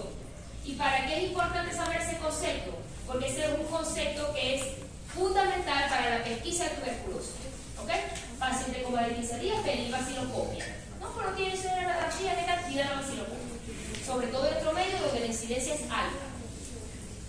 Y al examen físico de un paciente con tuberculosis podemos conseguir cualquier cosa. Practicante es lo más frecuente, podemos dar ocultación, podemos ocultar sibilante, de pronto no ocultamos nada, ¿ok? Porque la ocultación es muy variable, dependiendo del grado también de afección a nivel pulmonar de acuerdo al grado de extensión. Mientras más extensa y más lesiones haya, evidentemente va a tener más hallazgos al examen físico. ¿Okay? Porque yo puedo tener un paciente con tuberculosis que me llegue totalmente estable, sin mayor, que no tenga quiste respiratorio, que no tenga tiraje, que no tenga ruidos a la ocultación, como me puede llegar un paciente ya prácticamente caquéxico, con tiraje intercostal, tiraje subcostal, muy desnutrido, con muchos practicantes bilaterales, desaturado, disnea. ¿Okay? Entonces, piensen que la presentación clínica puede ir de lo no tan sintomático a lo muy sintomático y con muchas manifestaciones a nivel general. Importante palpar hígado, palpar vaso para ver si hay hepatosplenomegalia, ¿okay? Poder inferir de pronto si hay alguna lesión extrapulmonar. Importante palpar ganglios, ¿okay? Porque algunos pacientes pueden hacer adenopatías, lesiones ganglionares. Y cuando no hay lesiones pulmonares, sino solamente ganglio, que la tuberculosis ganglionar, es importante hacer biopsia de ese ganglio. Porque no toda adenopatía en cuello es tuberculosis. ¿Ok? Recuerden que tenemos que hacer diagnósticos diferenciales con linfoma. Importante. Porque sería muy triste que yo tenga un paciente porque tiene adenopatía y tal, y es guajito, ay, no, eso es tuberculosis. Entonces lo tenga 6 meses perdiendo el tiempo con un paciente tuberculoso y siendo un linfoma. Entonces es importante en las extrapulmonares tratar en la manera de lo posible hacer biopsia. ¿Ok? Y la tuberculosis extrapulmonar, pues tenemos, ya sabemos que se puede desarrollar en diferentes órganos. En los jóvenes es más frecuente la afectación del ganglio linfático. ¿Ok? Incluso cuando hay afectación del ganglio linfático, no puede ser solamente cuello. Podemos tener afectación en ganglios a nivel inguinal o en otra parte. ¿Ok? A veces incluso los que tienen afectación del ganglio linfático tienden a fistulizar. embolizar, pueden hacer fístulas, que no solamente son cutáneas, que es la escrófula, sino que también pueden hacer incluso fístulas que son traqueosopáticas. Y al final eso se diagnostica a través de biopsia. Tenemos la mediastinitis tuberculosa, que es de muy mal pronóstico, ¿okay? Porque produce erosión de aorta, parálisis de nervio frénico, produce síndrome de vena cava superior. Recuerden que el síndrome de vena cava superior, o sea, los que tienen mediastinitis tuberculosa se ve radiológicamente como si fuera un tumor en mediastino. Entonces, bueno, va a haber síndrome de vena cava superior. Para tener el paciente, ¿cuál es el síndrome de vena cava superior? Ay, Dios. ¿Ah?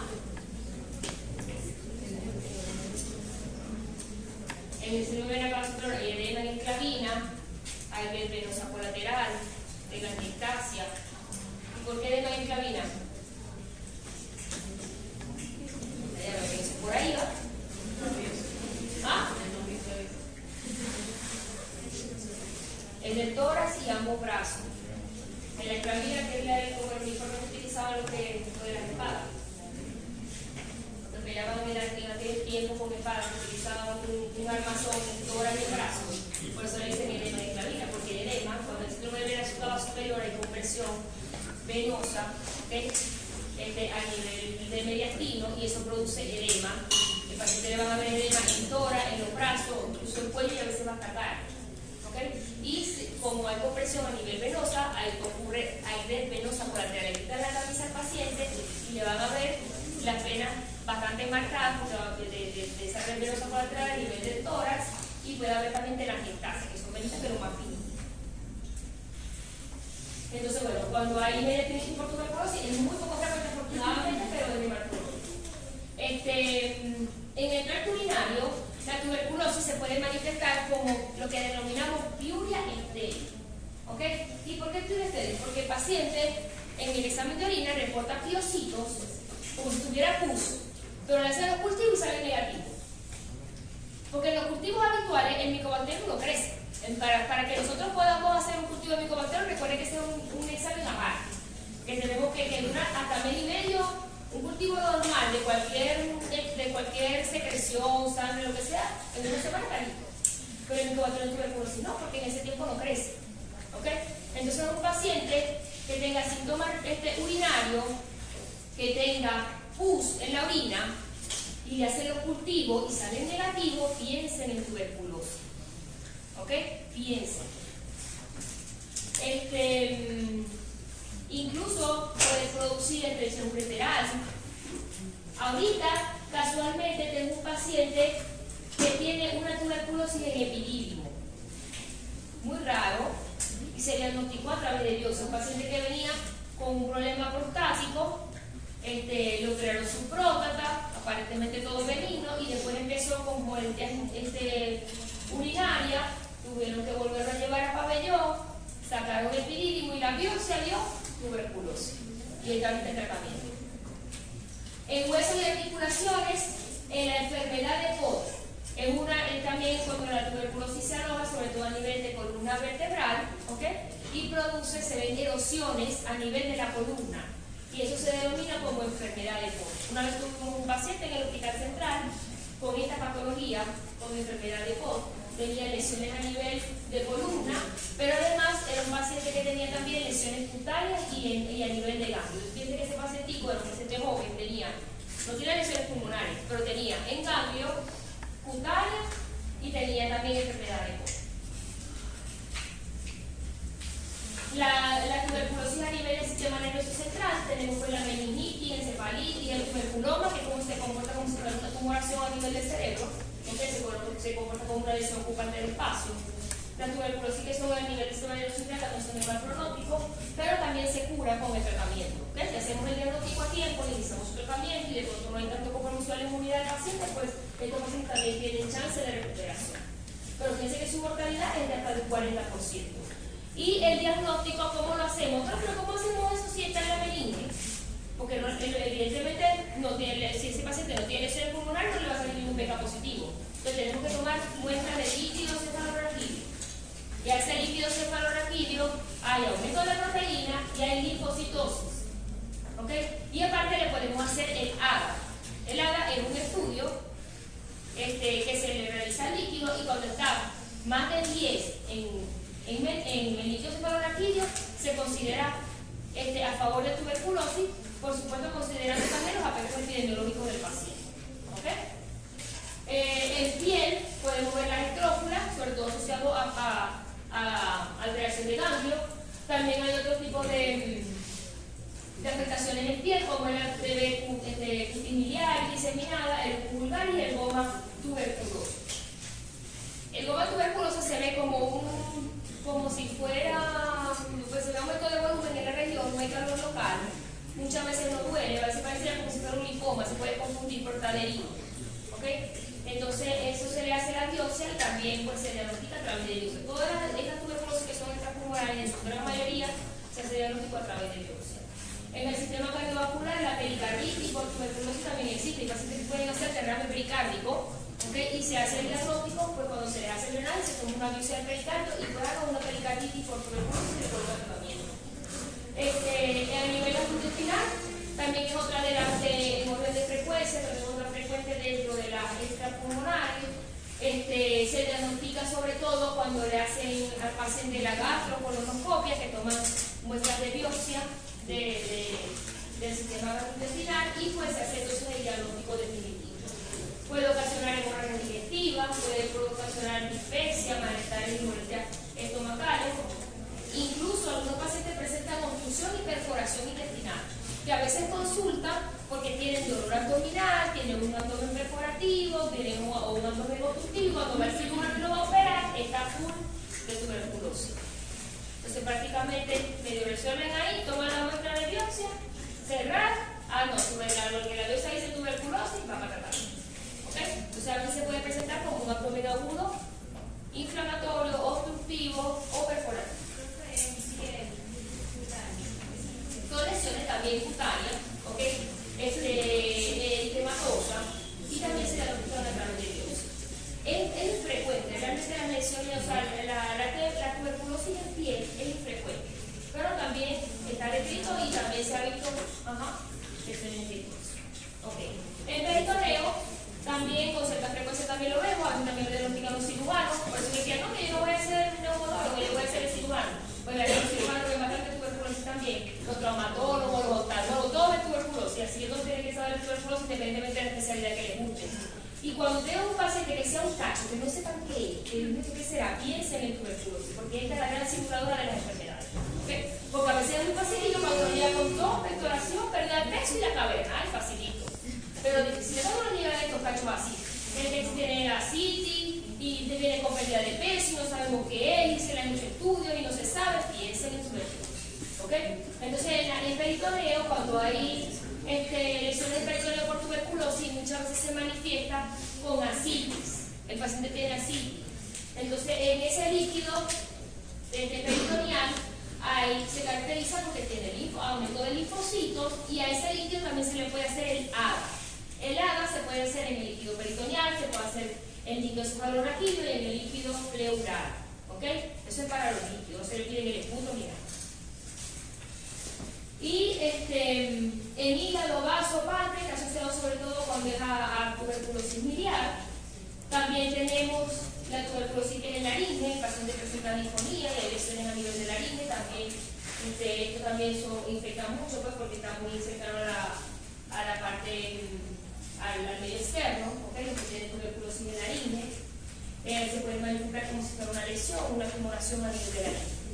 Y el paciente presenta disfonía, de pronto el otorrino, no me gusta el otorrino, va a ver tuberculosis el otorrino. Él va a ver allí, le hace una laringoscopia y el producto toma la biopsia y es una TBC.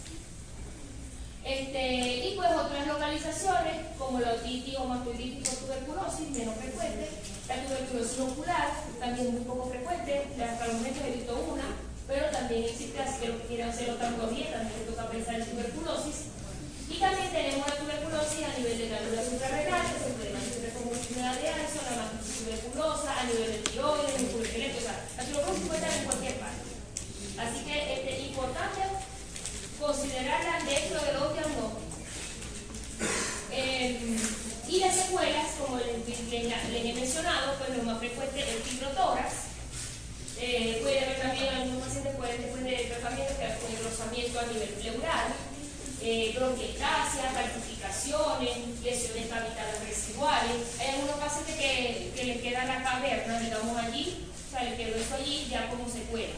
Y esos pacientes que ya se trataron de tuberculosis, que ya están negativos, que les queda ahí esa caverna de forma secular, ellos tienen predisposición a hacer enfermedades micóticas por aspergillus, porque allí puede colonizar ese hongo que se llama aspergillus y se forma lo que es la aspergilosis. ¿Okay? Puede colonizar la caverna por aspergillus. Eso es como que dejé la casita sola, me fui para allá y dejé la casita sola y se me olvidó el intruso. Entonces al aspergillus le gustan las casitas esas de la tuberculosis.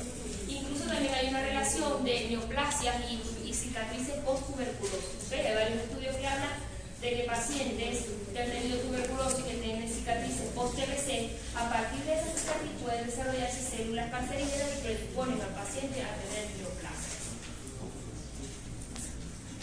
La radiografía. Aquí qué vemos. Ah, ahí está fácil, pues tiene para la chuleta. Ah. Fíjense que esta es una infección tuberculosa. ¿Y por qué es una infección y no es una comprimaria? Ah, lo consideran una parte por la edad. ¿Qué más? No hay caverna, es importante, no hay caverna. ¿Y qué más? ¿Y qué más? ¿Qué más? Se observa como si fuera una neumonía. ¿Y qué más? El que me diga lo último me dice el profesor para que le La ubicación que ¿Ah? arriba ni... No. ¿Cuál es? La adenomegalia. La adenopatía. Fíjese que esto que está aquí. ¿Quién sabe lo que es? Ah, mira, me salió por allá. ¿Usted qué profesor? ¿De qué profesor somos? Isabel. Ah, Isabel, bueno, le digo un punto para Isabel. Ajá, esto que está acá, corresponde a una adenopatía mediastinal, que es un conglomerado de ganglios que se ve de esta forma. ¿Okay? Y esto que está acá es el componente parenquimatoso. Aquí hay un complejo de Ranke. ¿Okay? Y eso es típico de una enfermedad y un paciente joven que tenga esta manifestación, sospechemos de tuberculosis. ¿Okay? Y en la primera infección se manifiesta así, parece una neumonía. Pero fíjense acá, esto también es una infección. Ahí lo tenemos, adenopatía. Tenemos un componente parenquimatoso. Bueno, puede ser que esto tenga adenopatía en el hilo derecho, no sé, realmente no se evidencia bien. Pero fíjense que hay un componente parenquimatoso que parece una neumonía, como un silvestre. Pero estos pacientes muchas veces reciben tratamiento y no mejoran. Entonces tenemos que pensar en tuberculosis y pedirle bacilofobia a estos pacientes. Aquí tenemos otra infección, fíjense que tampoco se ve una caverna. ¿Okay? Aquí sí pareciera haber mayor compromiso pues, del tronco de ganglios biliares derecho, porque se ve el hilio como un conglomerado ahí en el hilio, pero también hay afectación parenquimatosa. ¿Okay? Esto también, así podemos ver la infección tuberculosa. Fíjense que no siempre vamos a ver caverna, entonces tal vez también tenemos que sospecharlo así. Este es el caso de una paciente que tiene una radiopacidad en la porción inferior del hemitórax izquierdo que no mejoraba con antibiótico-terapia y resultó ser una tuberculosis pulmonar. ¿Okay? Entonces sospechable en esos pacientes que no mejoran. Aquí tenemos también otra presentación clínica que es el derrame pleural. ¿Okay? Vemos en el lado derecho una radiopacidad densa, homogénea, no hay bronjograma aéreo, tiene línea de Gamazón, ¿ok? Eso es característico, esa imagen es característica de un derrame pleural. Y ahora, ¿cómo sé yo que es tuberculosis? Porque me llegó así, tiene de pronto disnea, fiebrecita, dolor. ¿Cómo sé yo que es tuberculosis? ¿Cómo voy a diagnosticar esa tuberculosis? ¿Ah? ¿Qué tengo que hacer? Puedo solicitar el ALA de líquido pleural. ¿Cómo lo solicitas eso? ¿Cómo haces ahí? ¿Cómo obtienes ese líquido? Drenaje. Si le coloco un drenaje con ese tipo de tuberculosis, es probable que haga una fístula. Y empeoro el cuadro. ¿Qué hago? Toracocentesis. Toracocentesis. Le hago una toracocentesis para tomar la muestra del líquido. ¿Ok? Y cuando yo tomo la muestra del líquido, tengo que ver en la tuberculosis, el líquido es un exudado, no es un transudado, es un exudado, es a predominio del linfocito y me sale el ALA positivo. Eso me orienta a tuberculosis, pero el ADA no es, y el ADA positivo en el líquido pleural es mayor de 35 o mayor de 40 cortes, a diferencia de la meningia que es mayor a 10. ¿Ok? En la meningia, si tengo un ADA mayor a 10, es subjetivo de TBC.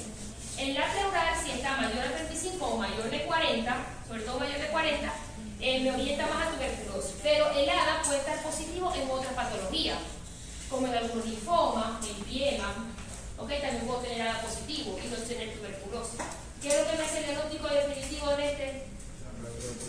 La biopsia pleural. Le hago una biopsia pleural y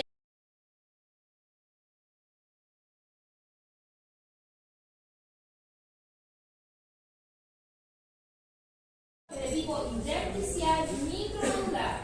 Si ustedes se ponen a ver, en toda la radiografía hay como unos micropunticos, punticos, y es diseminado, o sea, es bilateral. No es que en una parte sí, en otra no, nada de eso. Es diseminado y bilateral. Entonces, hay un paciente que venga con síntomas, con pérdida de peso, que tiene uno suprimido, tal, y yo voy a hacer la radiografía, por favor, no se le escape el diagnóstico de tuberculosis biliar. En los laboratorios, ¿cómo hago el diagnóstico de tuberculosis? Lo más importante es una tuberculosis activa, evidentemente pedir la vacilocoma. Pero tenemos una primera prueba, que es la prueba del PPD, el delegado proteico multiplicado. ¿Ok? O también llamada prueba de tuberculina. El PPD, ¿para qué me sirve? Para diagnosticar qué. Ya lo dijo. ¿Ah? ¿Para diagnosticar qué? Tuberculosis. ¿Ah? La latente, la tuberculosis latente. ¿Ok? El PPD, y ahora también que existe el IGRA, lo que pasa es que el PPD es gratuito, el IGRA es pago, pero el IGRA cuesta como $80, ¿no? Bueno, no todos los pacientes pueden cancelar eso.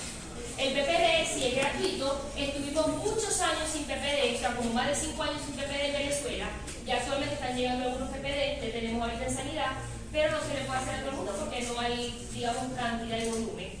Pero el PPD es una herramienta diagnóstica, es la herramienta diagnóstica principal para el diagnóstico de tuberculosis latente, tanto el PPD como el IGRA. El IGRA tiene mayor posibilidad que el PPD incluso, pero en cuestión de costo, hay pacientes que no se lo pueden realizar. ¿Okay?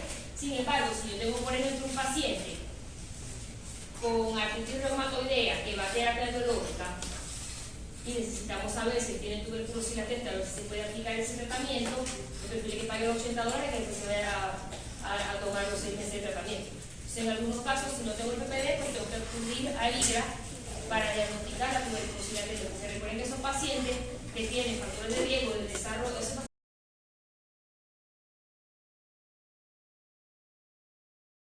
de 80 años, diabético, desnutrido, tengo que poner tratamiento profiláctico al viejito, hace viejito no está enfermo, porque él debe tener tuberculosis, le hago un PPD y si me sale positivo tengo que poner tratamiento profiláctico al viejito. ¿Ok? O de pronto iré con un paciente que tiene HIV, tengo que colocar el tratamiento preventivo al HIV. Entonces ese PPD y ese IGRA nos va a servir para saber, para diagnosticar la tuberculosis latente, porque recuerden que ese grupo de pacientes no tiene síntomas. ¿Ok? Y en algunos casos también nos puede ayudar con el diagnóstico en un caso enfermo.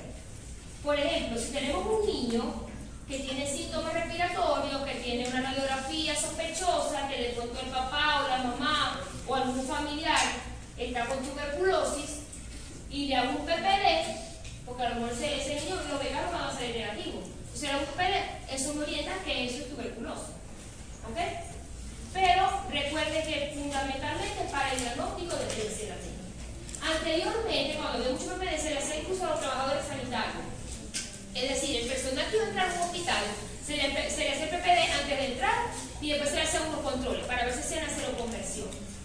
Y cuando con los que estaban negativos, que entraban en los hospitales y después al tiempo hacían la seroconversión, les aplicaban antes la quimioprofilaxis, pero eso era antes, eso ya no se aplica.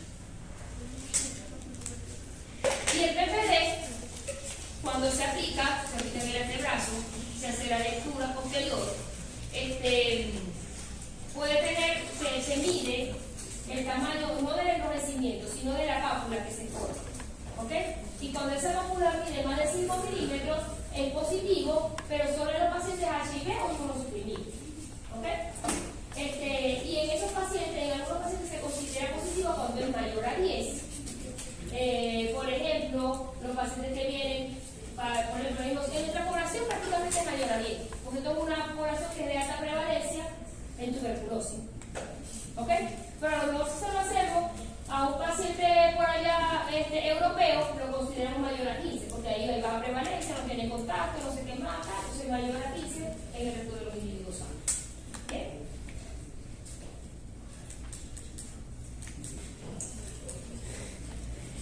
Es muy importante tomar muestra, porque nosotros no podemos iniciar el tratamiento de tuberculosis a un paciente simplemente porque, ay, no, yo creo que es tuberculosis, porque es un guayú y tiene tos y tiene una radiografía patológica.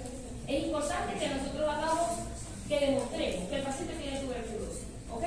Es muy importante que hagamos una vaciloscopia, si es de hacer vaciloscopia o si es de hacer otro tipo de cosas. Entonces, las muestras para vaciloscopia, ¿de dónde las podemos tomar? O sea, la vaciloscopia me refiero al BK. ¿Ok? ¿De dónde tomamos las muestras de BK?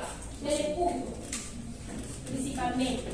Ese paciente que tenga toalla de perforación le decimos, bueno, usted tiene que tomar una muestra en ayunas, sin haber comido, sin cepillarse ni nada, que agarre y el catarro que bota lo pone en un recolector. Eso lo cierra bien y lo lleva al laboratorio. ¿Y cuántos BK se tienen que hacer? 2. El BK seriano son 2. ¿Ok? Si yo tengo 2 negativos y todavía tengo una alta sospecha, puedo pedir un tercero. Anteriormente el BK seriado eran 3, ya no. Ya son 2 vaciloscopias. Y si me sale un negativo a las 2 y todavía tengo una alta sospecha, puedo pedir y tiene que ser tomado en días diferentes. Porque a veces usted le pregunta, no, pero toma uno del mismo día y lo llevo. Usted toma un día y otro lo toma otro día. Puede ser otro día, pero tiene que ser días diferentes. ¿Ok? En ayunas, sin haber comido, sin cepillarse, ni nada. ¿Y por qué es ahora? Porque en la noche estamos durmiendo, no estamos hablando, no estamos haciendo ni comiendo nada. Y cuando se acumula mayor presión en vía respiratoria, y es que de pronto podemos tomar el momento perfecto en que haya más acumulación de bacilo en esa vía respiratoria para que no se tome la muerte. ¿Ok? También se puede tomar la muestra a través de un lavado bronquial. ¿Y cómo se hace un lavado bronquial? Por broncofibroscopia. La broncofibroscopia es un procedimiento que por vía endoscópica se va a la vía respiratoria, se hace un lavado de adentro y de esa toma que se tome de forma directa y ahí también se puede tomar la muestra del lavado bronquial para vaciloscopia. Entonces se le pide BK de lavado bronquial. ¿Ok? También el contenido gástrico, sin embargo, esto está cada vez menos en uso porque su sensibilidad es muy baja. ¿Okay? A veces se utiliza en los niños, porque los niños evidentemente no infectoran, cuando son muy chiquitos no infectoran, entonces a veces el pediatra puede hacer con una sonda nasogástrica, pues hace un lavado gástrico tal, y toma la muestra de lavado y en algunos casos ha resultado positivo. Recuerden que para hacer el diagnóstico no es solamente el BK tiene una alta sensibilidad a través de la atención de índice. Pero en la actualidad contamos con otras técnicas para diagnóstico que son pruebas moleculares, ¿okay? Y se llaman GeneXpert. Se escribe GeneXpert. O sea, se empieza por G, tiene la X intercalada y termina en GeneXpert. GeneXpert. El GeneXpert es una prueba molecular que también detecta el bacilo de la tuberculosis y tiene mayor sensibilidad incluso que el BK. ¿Okay? Actualmente tenemos disponibilidad de GeneXpert en sanidad. Entonces, pacientes que, por ejemplo, tengo yo una alta sospecha que tengan tuberculosis y los BK me salen negativos, puedo mandar a hacer un GeneXpert para verificar. Porque el GeneXpert, la sensibilidad es mayor. Lo que pasa es que no se le hace a todos los pacientes, porque no puedo, o sea, no hay la capacidad. O una por allá, o una PCR de COVID. Entonces, no a todos los pacientes se les puede hacer GeneXpert por la baja, o sea, porque nada más tenemos un equipo para todo el sur, imagínense. Entonces, de pronto que hay una chica que lleva acá, no sé qué, nos pueden hacer todo un GeneXpert. Entonces, ¿con qué contamos? ¿Qué es lo más barato y más accesible? El BK de mucho. Me sale el BK positivo, listo tratamiento. Me sale negativo, tengo una alta sospecha, le puedo mandar a hacer un GeneXpert. ¿Ok? Pero el GeneXpert no solamente tiene la bondad de diagnosticarme el vacío con mayor sensibilidad, sino que también a través del GeneXpert podemos probar la sensibilidad a las drogas. Al que tenemos aquí, prueba la sensibilidad a rifampicina, que es la principal droga dentro del tratamiento de tuberculosis. Entonces, si yo tengo un paciente que yo lo tengo con BK positivo, por ejemplo, pero sospecho que pueda tener resistencia al tratamiento porque no tiene una adecuada evolución porque el tratamiento sigue positivo, tal, le puedo hacer un GeneXpert para que me determine si el paciente es sensible o no a la rifampicina. Entonces el GeneXpert es buenísimo porque entonces me diagnostica el bacilo con menor carga de bacilo en la muestra, porque tiene una mayor sensibilidad, y aparte me da información si es resistente o no al tratamiento de este paciente. ¿Ok? Pero en la actualidad, aquí en nuestro medio, no lo usamos de primera línea de entrada porque pues, no es accesible para usar. Digamos, tenemos que primero hacer el backup por cuestiones de población y de equipo.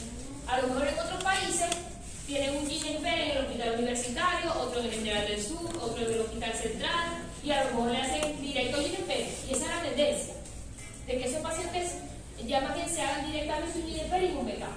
Pero bueno, todavía en nuestro médico, con nuestros recursos, pues hacemos una vaciloscopia primero, un backup de punto, o backup de donde necesitemos solicitarlo, y si no, pedimos el GeneXpert.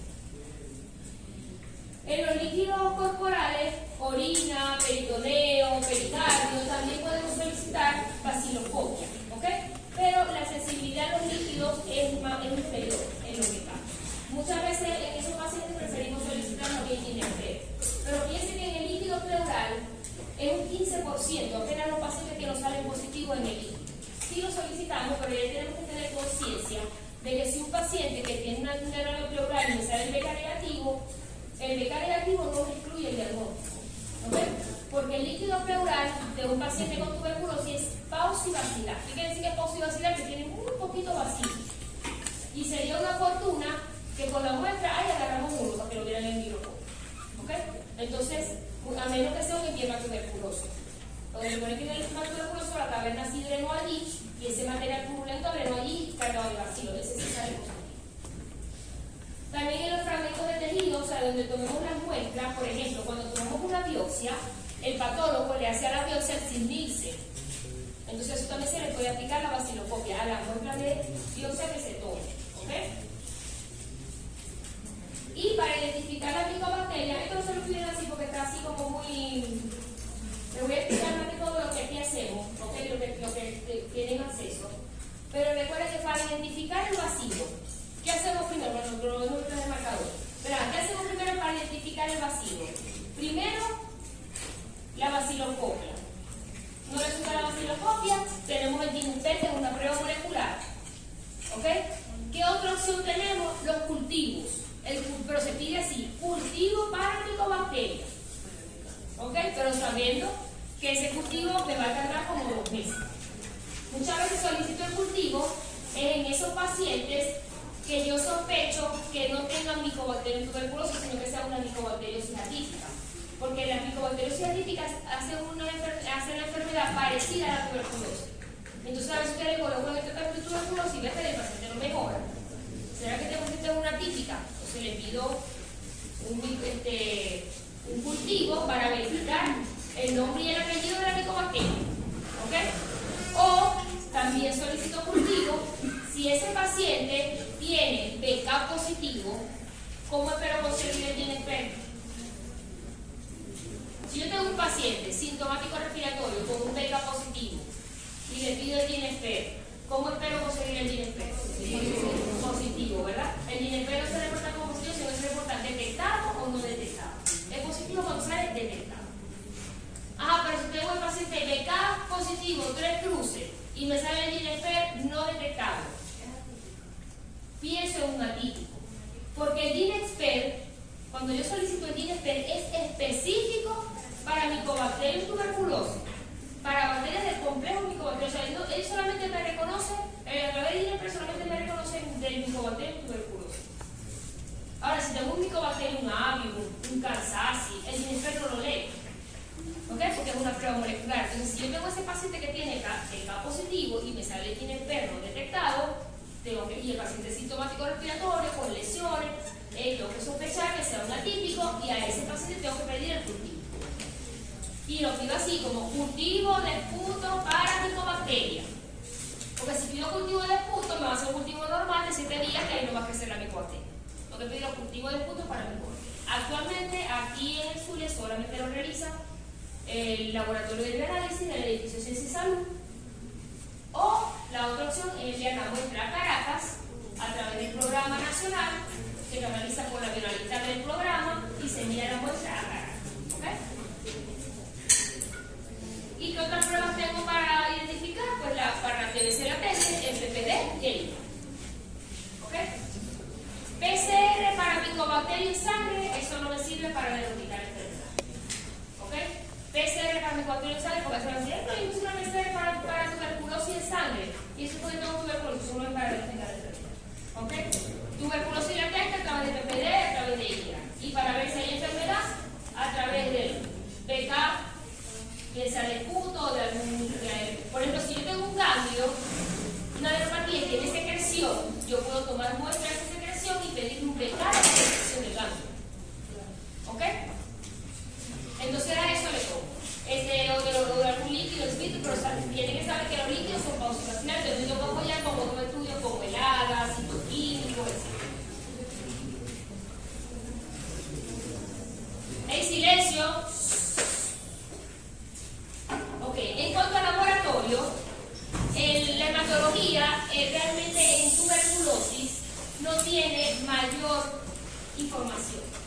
O sea, no es porque no, yo tengo unos leucocitos altos en tuberculosis. No, realmente la hematología es muy inespecífica, ¿no? O sea, los pacientes con tuberculosis podemos tener de pronto unos leucocitos que estén dentro de límites normales o ligeramente elevados. ¿Ok? No hay mayores cambios a nivel de la hematología. Algunos pacientes pueden tener anemia, ¿ok? Generalmente también asociado a la malnutrición. Algunos pacientes pueden tener hipercalcemia, hiponatremia, puede haber proteína C reactiva, que es un reactante de fase aguda, puede estar elevada, ¿okay? Un marcador inflamatorio. Y el ADA, que es adenosina deaminasa, lo podemos ver aumentado en los líquidos. Si se pregunta, no, ¿el ADA sirve para el diagnóstico de tuberculosis pulmonar? ¿Sirve o no sirve? Si tengo tuberculosis pulmonar, ¿le puedo pedir al paciente ADA? ¿Ah? No. ¿Por qué? Pero el líquido pleural no es pulmonar. Entonces el ADA es para los líquidos. El hecho de que yo tenga tuberculosis pleural, eso no es lo mismo que la pulmonar. Aunque están en relación, la pleura está afuera. ¿Ok? Hablo de tuberculosis pulmonar cuando hay lesiones dentro de pared. Y le hago el esputo y le hago el PK. No le hago el ADA al esputo. El ADA no se solicita en el esputo, se solicita en los líquidos. ¿Y en qué líquido lo solicito? En el líquido pleural. ¿En cuál más? En el líquido cefalorraquídeo, cuando es mayor a 10. Y en el líquido peritoneal. También puedo solicitar ADA. ¿Ok? El pronóstico de la tuberculosis, pues en líneas generales ha mejorado muchísimo su pronóstico, pues gracias al tratamiento. Mientras hagamos un diagnóstico oportuno y la quimioterapia adecuada, pues la mortalidad se reduce a un 95%. ¿Okay? Entonces, la probabilidad de los pacientes con tuberculosis es muy buena, siempre y cuando se haga el diagnóstico a tiempo y tratamiento oportuno. La TBC miliar es de mal pronóstico. Y pues hay cuadros clínicos poco habitantes, por lo menos con HIV, de nutrición, alcoholismo crónico, etcétera, que puedan presentar entre tuberculosis y tienen peor pronóstico. Hay algunos pacientes que, ¿por qué mueren pacientes con tuberculosis? Lo más frecuente es por insuficiencia respiratoria, ¿okay? Pero también pueden morir por hemorragias pulmonares masivas, que llevan a insuficiencia respiratoria, las arritmias cardíacas también. Y como les había mencionado anteriormente, hay una coexistencia con unos estudios que hablan de TBC pulmonar relacionado con carcinoma, ¿okay? Pacientes que hemos tenido con piojos y pulgas, o sea, la conclusión. La BCG, denominada por el Bacillus Gardnerheri, es una cepa atenuada del Mycobacterium bovis, y es la forma en cómo hacemos nosotros la profilaxis en nuestros niños. Y ya sabemos que la BCG no es para que no te dé la enfermedad, es para evitar las formas graves de la enfermedad, sobre todo la benigna y la biliar. Por lo tanto, reduce el riesgo hasta un 50%. En países desarrollados donde la incidencia es baja de tuberculosis, realmente no utilizan la BCG como esquema obligatorio. ¿Ok? Y el tratamiento, vamos a hacer una pequeña mención. El tratamiento de tuberculosis, sabemos que hay 4 drogas fundamentales, que son isoniazida, rifampicina, etambutol y piracinamida. Son Ese es los 4 caballitos de batalla para la tuberculosis en el adulto. ¿Ok? Pero el tratamiento de tuberculosis, digamos que lo clasificamos en 3 regímenes. Tenemos el régimen 1, que es el tratamiento que se utiliza en el paciente adulto, que es el que tiene las 4 drogas, que es el que vemos acá. Tiene una primera fase con isoniazida, rifampicina, etambutol y piracinamida. Eso se le da al paciente de lunes a viernes, todos los días. La dosis es de acuerdo al peso del paciente. ¿Okay? Cada tableta tiene, digamos, las cuatro antibióticos ahí conjugados, y de acuerdo al peso del paciente se le dan 2 tabletas, 3 tabletas o 4 tabletas. ¿Okay? Hasta 5 la dosis máxima. Y una fase 2 que solamente tiene, o una fase de mantenimiento que tiene solamente 2 drogas, isoniazida y rifampicina. La primera fase dura 2 meses y medio aproximadamente, y la segunda fase dura casi 4 meses. ¿Okay? Entonces en total son 6 meses de tratamiento. Este es el régimen 1, que es el tratamiento del adulto. ¿Okay? A diferencia del régimen 2, que es el tratamiento de los niños. ¿Ok? El tratamiento de los niños, fíjense cuál droga le falta. No tiene tambutol. ¿Ok? El tratamiento de los niños no tiene tambutol. ¿Y por qué? Porque el tambutol produce neuritis óptica y eso pues es un efecto adverso para los niños. En algunos casos se les ha podido, colocarle tambutol a un niño si es un caso muy severo. Pero en general es que este es el tratamiento que se utiliza en los menores, en los chiquitos. ¿Ok? El régimen igualmente tiene una fase 1, una fase 2. La fase 2 igual con isoniazida y rifampicina. Igualmente la duración es de 6 meses. ¿Ok? Este es el régimen 2 de tratamiento, que es el de los niños. Entonces cuando ustedes vean, no, este paciente tuberculoso está recibiendo régimen 2, ya ustedes saben que ese es el tratamiento pediátrico. Este paciente tuberculoso está recibiendo el régimen 1, ese es el tratamiento convencional del paciente adulto. ¿Ok? Pero cuando vean, este paciente está recibiendo el régimen 3, ese es el paciente que es resistente al tratamiento. Y ojo con estos pacientes, porque el paciente que es resistente, que contagia a otro, ese otro que contagia también va a ser resistente. ¿Ok? Ese es el problema de los resistentes. Entonces, el paciente que está con régimen 3 es un paciente que es resistente al tratamiento. Y cuando nosotros detectamos o diagnosticamos un paciente que es resistente al tratamiento, hay que hacerle una serie de estudios, hay que enviar incluso las muestras a Caracas a través del programa para que le hagan la prueba de sensibilidad a todas las drogas, y la misma coordinación del programa de tuberculosis en Caracas es el que determina el tratamiento de ese paciente. O sea, ni siquiera yo aquí que trabajo con el programa de monólogo tal en el universitario, yo no le puedo colocar el tratamiento que yo piense, el tratamiento que diga el programa. ¿Ok?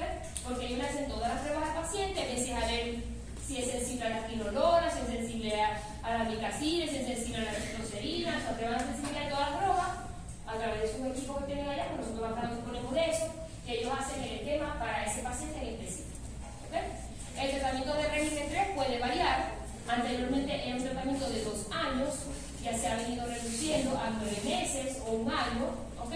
Y anteriormente los pacientes que estaban en régimen 3 tenían que estar obligatoriamente hospitalizados, porque pasaban muchos meses con tratamiento novedoso.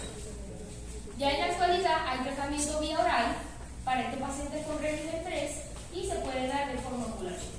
¿Ok? Pero tienen un control y un estricto seguimiento, porque como tienen son más drogas las que utilizan, más medicamentos, hacen más efectos adversos. Entonces hay que estar pendiente si presentan alteraciones hepáticas, algunos presentan alteraciones psiquiátricas como la citrocerina, que pueden producir alteraciones psiquiátricas, algunos medicamentos pueden producir arritmias como son las quinolonas, que también lo utilizan por muchos meses, algunos medicamentos también pueden producir enfermedad renal como la mitacina. ¿Ok? Entonces hay que estar muy pendientes de los efectos adversos en este tratamiento. Y algunos pacientes, cuando se le coloca el tratamiento y sigue positivo, tenemos que evaluar si es que están resistentes. ¿Ok? Algunos pacientes tomando el tratamiento abandonan. Eso pasa con cierta frecuencia. Pacientes que, por ejemplo, empezaron su tratamiento, yo me siento bien a los 2 meses, ya yo salí negativo, yo no tengo nada, porque así son los pacientes mala conducta. Ya yo no tengo nada y se van y no terminan el tratamiento y después vienen 1 año después peor. ¿Empeora más? Pueden empeorar, claro. Pueden empeorarse con Si yo tengo un paciente que está con, si ustedes conocen algún paciente que está en tratamiento, ustedes conocen algún paciente que está en tratamiento y ya tiene más de un mes sin recibir el tratamiento, ese paciente sale del programa por abandono. ¿Ok? Y cuando ese paciente vuelve a consultar, hay que hacer nuevamente las pruebas, hay que hacer nuevamente la radiografía, vaciloscopia y todo para empezar de nuevo. ¿Bien? Ahora, si el paciente de pronto estaba en tratamiento y se fue para Colombia y tardó 15 días por allá y no se tomó el tratamiento y regresó a los 15 días, él continúa el tratamiento. No es la idea, porque corremos el riesgo de que le haga resistencia. Entonces, la idea es que ellos reciban el tratamiento de forma continua.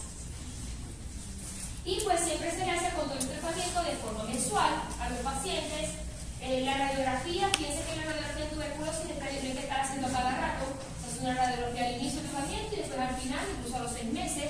Por lo menos el paciente no me dicen cuando cambiamos de fase, es decir, una al inicio, una a los 2 meses y medio, que cuando cambian de fase, y luego a los 6 meses, ¿no? Para ver la evolución radiológica. A menos que el paciente durante la evolución, por ejemplo, si yo tengo un paciente que venía con tratamiento y no tenía hemoptisis, no me hizo mucha hemoptisis o el tratamiento que otra vez, viene de lo que antes. Pero si vamos a un tratamiento, fíjense que las terapias no son consecutivas. Y la vaciloscopia de los pacientes con tuberculosis debería ser mensual. Todos los meses pedir la vaciloscopia al paciente mientras esté con el tratamiento para su seguimiento. Y el tratamiento de quimioprofilaxis, hay diferentes esquemas de quimioprofilaxis. ¿Okay? La quimioprofilaxis es el tratamiento que se le da a los que tienen tuberculosis latente o que tienen una alta predisposición a poder desarrollar la enfermedad. Tenemos que darle quimioprofilaxis a todos los niños que sean contacto de un tuberculoso y que tengan menos de 5 años. Así no tienen el PPD. ¿Ok? Así no tienen el PPD. Si ustedes conocen un paciente que tenga tuberculosis y tiene un niño, un hijo que tenga menos de 5 años, ese pacientito se evalúa, verificamos si el niño tiene la enfermedad y si no está enfermo, tenemos que colocar el tratamiento profiláctico. Porque esos niños tienen mayor predisposición a hacer la enfermedad y después terminan en la emergencia de pediatría con una meningitis por tuberculosis y esquina. ¿Ok?